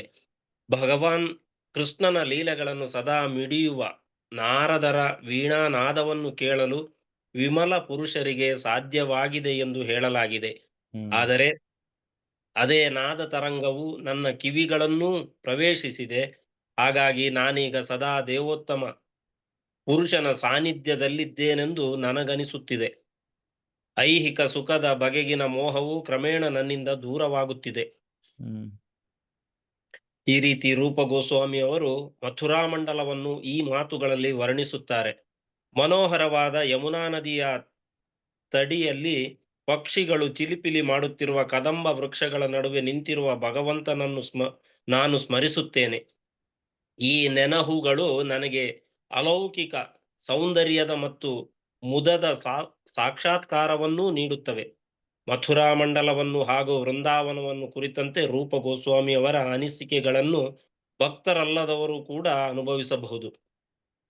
84 ಚದರ ಮೈಲಿಗಳಷ್ಟು ವಿಸ್ತಾರವಾದ ಮಥುರಾ ಜಿಲ್ಲೆಯು ಯಮುನಾ ನದಿಯ ದಂಡೆಯ ಮೇಲೆ ಎಷ್ಟು ಮನೋಹರವಾಗಿ ವ್ಯಾಪಿಸಿಕೊಂಡಿದೆ ಎಂದರೆ ಆ ಸ್ಥಳಕ್ಕೆ ಹೋಗುವ ಯಾರೇ ಆಗಲಿ ಈ ಐಹಿಕ ಜಗತ್ತಿಗೆ ಮರಳಲು ಇಷ್ಟಪಡುವುದಿಲ್ಲ. ರೂಪ ಗೋಸ್ವಾಮಿಯವರು ಹೇಳಿರುವ ಮಾತುಗಳು ಮಥುರಾ ಹಾಗೂ ವೃಂದಾವನಗಳನ್ನು ಕುರಿತ ಸಾಕ್ಷಾತ್ಕೃತ ವರ್ಣನೆಗಳಾಗಿವೆ. ಮಥುರಾ ಹಾಗೂ ವೃಂದಾವನ ಪ್ರದೇಶಗಳು ದಿವ್ಯ ನೆಲೆಯವು ಎಂಬುದನ್ನು ಮೇಲಿನ ಎಲ್ಲಾ ವರ್ಣನೆಗಳು ಸಾರಿ ಹೇಳುತ್ತವೆ. ಹಾಗಲ್ಲದ ಪಕ್ಷದಲ್ಲಿ ನಮ್ಮ ಅಲೌಕಿಕ ಭಾವನೆಗಳನ್ನ ಈ ಸ್ಥಳದಲ್ಲಿ ಆವಾಹಿಸಿಕೊಳ್ಳುವಂತೆಯೇ ಇಲ್ಲ. ಮಥುರಾ ಹಾಗೂ ವೃಂದಾವನ ಪ್ರದೇಶಗಳನ್ನು ಪ್ರವೇಶಿಸುತ್ತಿದ್ದಂತೆಯೇ ನಮ್ಮಲ್ಲಿನ ಲೋಕೋತ್ತರ ಭಾವಗಳು ತತ್ಕ್ಷಣ ಜಾಗೃತವಾಗುತ್ತವೆ, ಸಂದೇಹವೇ ಇಲ್ಲ. ಭಕ್ತಿ ಸೇವೆಯನ್ನು ಕುರಿತಂತೆ ಈ ಗ್ರಂಥದಲ್ಲಿ ಬರುವ ಮಾತುಗಳನ್ನು ಗಮನಿಸಿದಾಗ ಸೇವೆಯ ಫಲಗಳ ವಿಚಾರದಲ್ಲಿ ಉತ್ಪ್ರೇಕ್ಷೆ ಇದೆ ಎಂದು ಒಮ್ಮೊಮ್ಮೆ ತೋರಬಹುದು. ಆದರೆ ಈ ವರ್ಣನೆಗಳಲ್ಲಿ ಅತ್ಯುಕ್ತಿ ಇಲ್ಲ. ಸತ್ಸಂಗದಿಂದ ತಕ್ಷಣವೇ ಫಲಗಳಿಸಿದ ಭಕ್ತರಿದ್ದರು ಎಂಬುದನ್ನು ಅಪೌರುಷೇಯ ಗ್ರಂಥಗಳು ತಿಳಿಸಿಕೊಡುತ್ತವೆ. ಆದರೆ ಸತ್ಫಲಗಳನ್ನು ಸಾಧಿಸುವುದು ಎಲ್ಲರಿಗೂ ಸಾಧ್ಯವಾಗದಿರಬಹುದು. ಓಕೆ, ನಾನು ಸ್ವಲ್ಪ ಎಕ್ಸ್ಪ್ಲೈನ್ ಮಾಡಬೇಕು. ಮುಂಚೆನೆ ಹೇಳ್ದ ನಾನು, ಇವಾಗ ಶಾಸ್ತ್ರದಲ್ಲಿ ಏನೋ ಒಂದು ಹೇಳಿಕೆ ಇದೆ, ಅದನ್ನ ಕೇಳಿ ನಮ್ಗೆ ಆಶ್ಚರ್ಯ ಆಗ್ಬಾರ್ದು. ಅಯ್ಯೋ ಇದ್ ಹೆಂಗ್ ಸಾಧ್ಯ? ಒಂದ್ಸತಿ ಹರೇ ಕೃಷ್ಣ ಮಹಾಮಂತ್ರವನ್ನು ಜಪ ಮಾಡಿದ್ರೆ ನಾವು ಮಾಡಕ್ಕೆ ಆಗೋಕ್ಕಿಂತ ಹೆಚ್ಚು ಪಾಪ ಫಲಗಳು ನಾಶವಾಗಿದೆ ಅಂತ ಶಾಸ್ತ್ರ ಹೇಳುತ್ತೆ. ಅರೆ ನಾವಿನ್ನೂ ಎಷ್ಟೊಂದ್ ಸತಿ ಹರೇ ಕೃಷ್ಣ ಮಹಾಮಂತ್ರ ಹೇಳಿದೀವಿ, ಇನ್ನೂ ಕಷ್ಟ ಅನುಭವಿಸ್ತಾ ಇದ್ವಿ ಜೀವನದಲ್ಲಿ. ಅಂದ್ರೆ ಇದು ಎಲ್ಲರಿಗೂ ಅನ್ವಯವಾಗುತ್ತೆ ಅಂತಲ್ಲ. ಯಾರೋ ವಿಶೇಷವಾದ ಭಕ್ತರಿಗೆ ಅನ್ವಯವಾಗುತ್ತೆ. ತಕ್ಷಣವೇ ಫಲ ಗಳಿಸಿದ ಭಕ್ತರಿದ್ದರು, ಅದನ್ನ ಮಾಡಿ ತಕ್ಷಣವೇ ಫಲ ಗಳಿಸಿದ್ದ ಭಕ್ತರಿದ್ದರು ಅಂತ ನಾವು ತಿಳ್ಕೋಬೇಕು. ಅದು ಎಲ್ಲರಿಗೂ ಸಾಧ್ಯವಾಗದಿರ್ಬೋದು. ಓಕೆ. ಉದಾಹರಣೆಗೆ, ಭಗವಂತನ ಆಲಯದಲ್ಲಿ ಹರಡಿದ್ದ ಧೂಪದ ಕಂಪನ್ನು ಆಘ್ರಾಣಿಸಿದ ತತ್ಕ್ಷಣ ಕುಮಾರರು ಭಕ್ತರಾದರು. ಬಿಲ್ವಮಂಗಲ ಠಾಕೂರರು ಕೃಷ್ಣನನ್ನು ಕುರಿತಂತೆ ಕೇಳಿದೊಡನೆಯೇ ಮನೋಹರೆಯಾಗಿದ್ದ ತಮ್ಮ ಸ್ತ್ರೀ ಸಂಗಾತಿಯನ್ನು ತೊರೆದು ಮಥುರಾ ವೃಂದಾವನಗಳತ್ತ ಹೊರಟರು. ಅಷ್ಟೇ ಅಲ್ಲ, ಶ್ರೇಷ್ಠ ವೈಷ್ಣವರೂ ಆದರು. ಆದ್ದರಿಂದ ಭಕ್ತಿ ಸೇವಾ ಫಲಗಳನ್ನು ಕುರಿತಂತೆ ಇಲ್ಲಿ ಬರುವ ಹೇಳಿಕೆಗಳಲ್ಲಿ ಉತ್ಪ್ರೇಕ್ಷೆ ಇಲ್ಲ. ಅವು ಕಟ್ಟುಕತೆಗಳೂ ಅಲ್ಲ, ಅವು ವಾಸ್ತವಾಂಶಗಳು. ಆದರೆ ಈ ಮಾತುಗಳು ಕೆಲವು ಭಕ್ತರ ಮಟ್ಟಿಗೆ ದಿಟವೇ ಹೊರತು ಸಾಮಾನ್ಯವಾಗಿ ಎಲ್ಲರಿಗೂ ಅನ್ವಯವಾಗುವುದಿಲ್ಲ. ಫಲವನ್ನು ಕುರಿತು ಹೇಳಲಾಗಿರುವ ಮಾತುಗಳನ್ನು ಉತ್ಪ್ರೇಕ್ಷೆಗಳೆಂದೇ ಬಗೆದರೂ ಕೂಡ ಚಪಲ ಪ್ರಚೋದಕ ಸೌಂದರ್ಯಕ್ಕಿಂತ ಕೃಷ್ಣ ಪ್ರಜ್ಞೆಯ ಶಾಶ್ವತ ಸೌಂದರ್ಯದತ್ತ ನಮ್ಮ ಗಮನ ಹರಿಯಲೆಂಬ ದೃಷ್ಟಿಯಿಂದ ಅವುಗಳನ್ನು ಯಥಾರೂಪದಲ್ಲೇ ಸ್ವೀಕರಿಸಬೇಕು. ಕೃಷ್ಣ ಪ್ರಜ್ಞೆಯೊಡನೆ ಈಗಾಗಲೇ ಸಖ್ಯ ಸಾಧಿಸಿರುವಾತನಿಗೆ ಇಲ್ಲಿ ವರ್ಣಿಸಲಾಗಿರುವ ಫಲಗಳು ಅಪರೂಪದ್ದೇನಲ್ಲ. ಇಲ್ಲಿ ಹೇಳ್ತಾ ಇದ್ರೆ ನಮ್ಗೆ ಎಲ್ಲರಿಗೂ ಅದು ಅನ್ವಯವಾಗೋದಿಲ್ಲ. ಆದ್ರೆ ಇಲ್ಲಿ ಏನು ಹೇಳಿದಾರೋ ಅದನ್ನು ಅವೆಲ್ಲ ಉತ್ಪ್ರೇಕ್ಷೆ ಅಂತ ನಾವು ಅಂದ್ಕೊಂಡ್ರು ಕೂಡ ಅಂದ್ರೂ ಕೂಡ ನಾವು ಅವುಗಳನ್ನ ಯಥಾರೂಪದಲ್ಲೇ ಸ್ವೀಕರಿಸ್ಬೇಕು. ಮತ್ತೆ ಯಾರು ಕೃಷ್ಣ ಪ್ರಜ್ಞೆ ಆಗ್ಲೇ ತೊಡಗಿದಾರೋ ಅವ್ರು ಈ ಫಲಗಳನ್ನ ಆಗ್ಲೇ ಅನುಭವಿಸಿರ್ತಾರೆ. ಹಾಗಾಗಿ ಅದೇನು ಅಪರೂಪದ್ದೇನಲ್ಲ ಅವರಿಗೆ. ಓಕೆ. ವರ್ಣಾಶ್ರಮ ವ್ಯವಸ್ಥೆಯ ತತ್ವಗಳನ್ನು ಪರಿಪಾಲಿಸುವುದರಿಂದ ಭಕ್ತಿ ಸೇವೆಯನ್ನು ಮಾಡುವುದರಿಂದ ಬರುವ ಸಿದ್ಧಿಯ ಹಂತಕ್ಕೆ ವ್ಯಕ್ತಿಯು ಕ್ರಮೇಣ ಮುನ್ನಡೆಯಬಹುದೆಂದು ಕೆಲವು ವಿದ್ವಾಂಸರು ಅಭಿಪ್ರಾಯ ಪಡುತ್ತಾರೆ. ಆದರೆ ಬಹುಮಾನ್ಯರಾದ ಪ್ರಮಾಣಭೂತರು ಈ ವಾದವನ್ನು ಒಪ್ಪುವುದಿಲ್ಲ. ಭಕ್ತಿ ಸೇವಾ ಪ್ರಕ್ರಿಯೆಯನ್ನು ಕ್ರಮಾಗತವಾಗಿ ವರ್ಧಿಸಿಕೊಳ್ಳಬಹುದೆಂಬ ವಿಚಾರವನ್ನು ಚೈತನ್ಯ ಮಹಾಪ್ರಭುಗಳು ಕೂಡ ಖಂಡಿಸಿದ್ದಾರೆ. ರಾಮಾನಂದರಾಯರ ಜೊತೆ ಚೈತನ್ಯರು ನಡೆಸಿದ ಚರ್ಚೆಯಲ್ಲಿ ಈ ಅಂಶವು ವ್ಯಕ್ತವಾಗಿದೆ. ವರ್ಣಾಶ್ರಮ ಧರ್ಮದ ಪ್ರಾಮುಖ್ಯವನ್ನು ಕುರಿತು ರಾಮಾನಂದರಾಯರು ಪ್ರಸ್ತಾವಿಸಿದಾಗ ಚೈತನ್ಯರು ಆ ಕಲ್ಪನೆಯನ್ನು ನಿರಾಕರಿಸಿದರು. ವರ್ಣ ಹಾಗೂ ಆಶ್ರಮ ವ್ಯವಸ್ಥೆಯನ್ನು ಅನುಸರಿಸಿ ಮುನ್ನಡೆಯುವುದು ಕೇವಲ ಬಾಹ್ಯ ಆಚರಣೆಯಾಗುತ್ತದೆ ಎಂಬುದು ಚೈತನ್ಯರ ಪ್ರತಿಪಾದನೆಯಾಗಿತ್ತು. ವರ್ಣಾಶ್ರಮ ಧರ್ಮವನ್ನು ಮೀರಿದ ತತ್ವವೊಂದಿದೆ. ವ್ಯಕ್ತಿಯು ಉನ್ನತಿ ಪಡೆಯಲು ಬೇರೆಲ್ಲ ತತ್ವಗಳನ್ನು ತ್ಯಜಿಸಿ ಕೃಷ್ಣ ಪ್ರಜ್ಞೆಯ ಮಾರ್ಗವೊಂದನ್ನೇ ಹಿಡಿಯಬೇಕೆಂದು ಭಗವದ್ಗೀತೆಯಲ್ಲಿ ಕೂಡ ಪ್ರಭು ಹೇಳಿದ್ದಾನೆ. ಓಕೆ. ಇದು ಏನಾದ್ರೆ ಇದು ಹೇಳ್ತಾ ಇರೋದು, ಕೆಲವರು ಹೇಳ್ತಾರೆ ವರ್ಣಾಶ್ರಮ ಧರ್ಮದಲ್ಲಿ ತೊಡಗಿದ್ರೆ ಕ್ರಮೇಣವಾಗಿ ನೀವು ಭಕ್ತಿ ಸೇವೆಯಲ್ಲಿ ಮುಂದುವರಿತೀರಾ ಅಂತ. ಆದ್ರೆ ಅದು ನಿಜ ಅಲ್ಲ.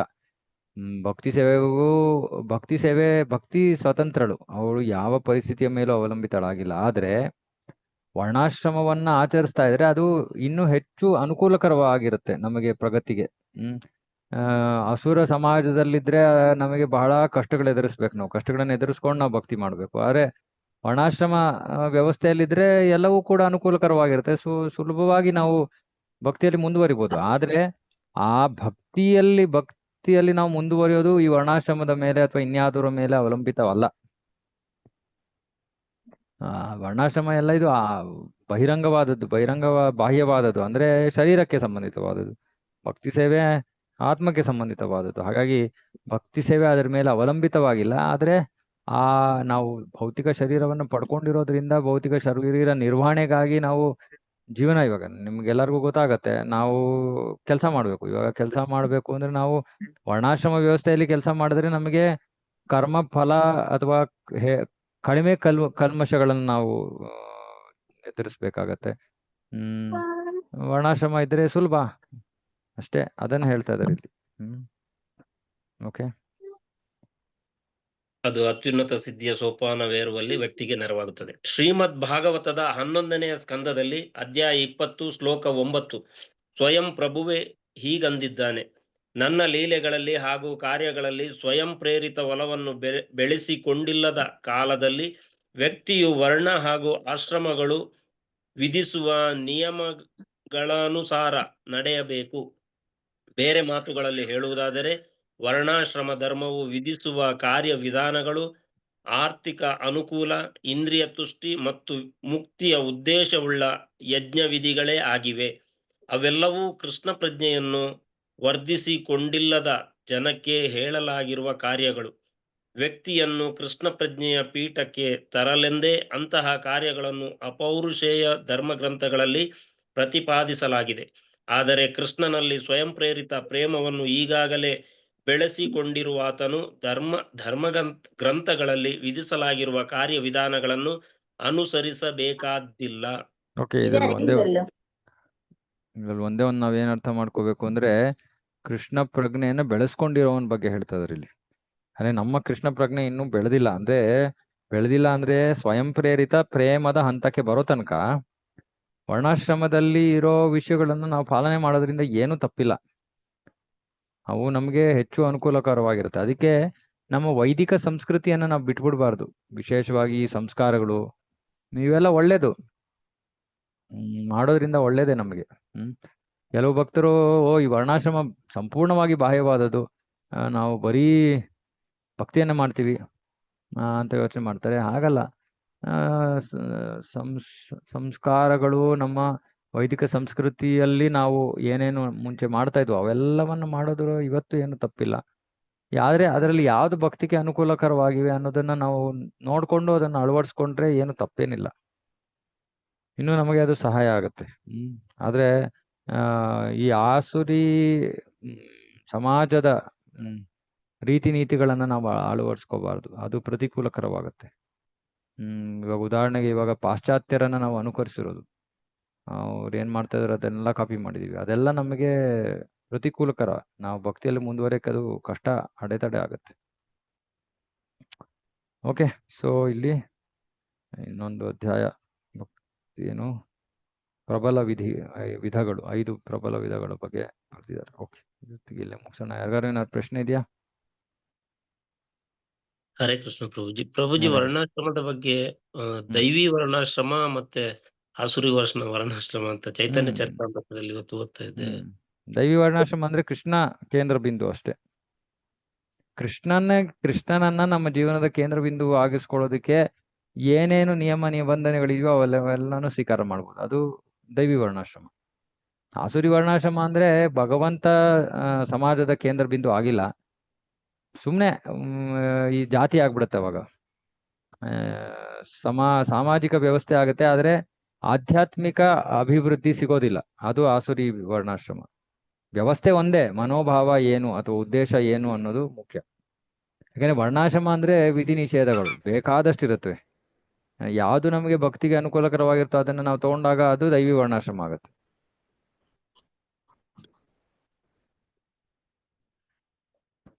ಓಕೆ ಪ್ರಭುಜಿ, ಹರೇ ಕೃಷ್ಣ ಪ್ರಭು. ಓಕೆ, ಹರೇ ಕೃಷ್ಣ. ಇನ್ಯಾರಿಗಾರು ಏನಾದ್ರು? ಓಕೆ, ಮುಗಿಸೋಣ. ಹರೇ ಕೃಷ್ಣ. ವಾಂಛಾಕಲ್ಪತರುಭ್ಯಶ್ಚ ಕೃಪಾ ಸಿಂಧುಭ್ಯೋ ಚ ಪತಿತಾನಾಂ ಪಾವನೇಭ್ಯೋ ವೈಷ್ಣವೇಭ್ಯೋ ನಮೋ ನಮಃ. ಅನಂತ ಕೋಟಿ ವೈಷ್ಣವ ಕೀ ಜೈ. ಹರೇ ಕೃಷ್ಣ. ಹರೇ ಕೃಷ್ಣ ಪ್ರಭು, ಪ್ರಣಾಮಗಳು. ಹರೇ ಕೃಷ್ಣ. ಹರೇ ಕೃಷ್ಣ ಪ್ರಭು. ಹರೇ ಕೃಷ್ಣ ಪ್ರಭು. ಹರೇ ಕೃಷ್ಣ ಹರೇ ಪ್ರಭು. ಕೃಷ್ಣ ಪ್ರಭು. ಹರೇ ಕೃಷ್ಣ ಪ್ರಭು. ಹರೇ ಕೃಷ್ಣ ಪ್ರಭು, ಪ್ರಣಾಮಗಳು. ಹರೇ ಕೃಷ್ಣ, ಎಲ್ರಿಗೂ ಪ್ರಣಾಮ. ಹರೇ ಕೃಷ್ಣ. ಓಕೆ, ಡಿಸ್ಕನೆಕ್ಟ್ ಮಾಡ್ತೀನಿ. ಪ್ರಣಾಮ.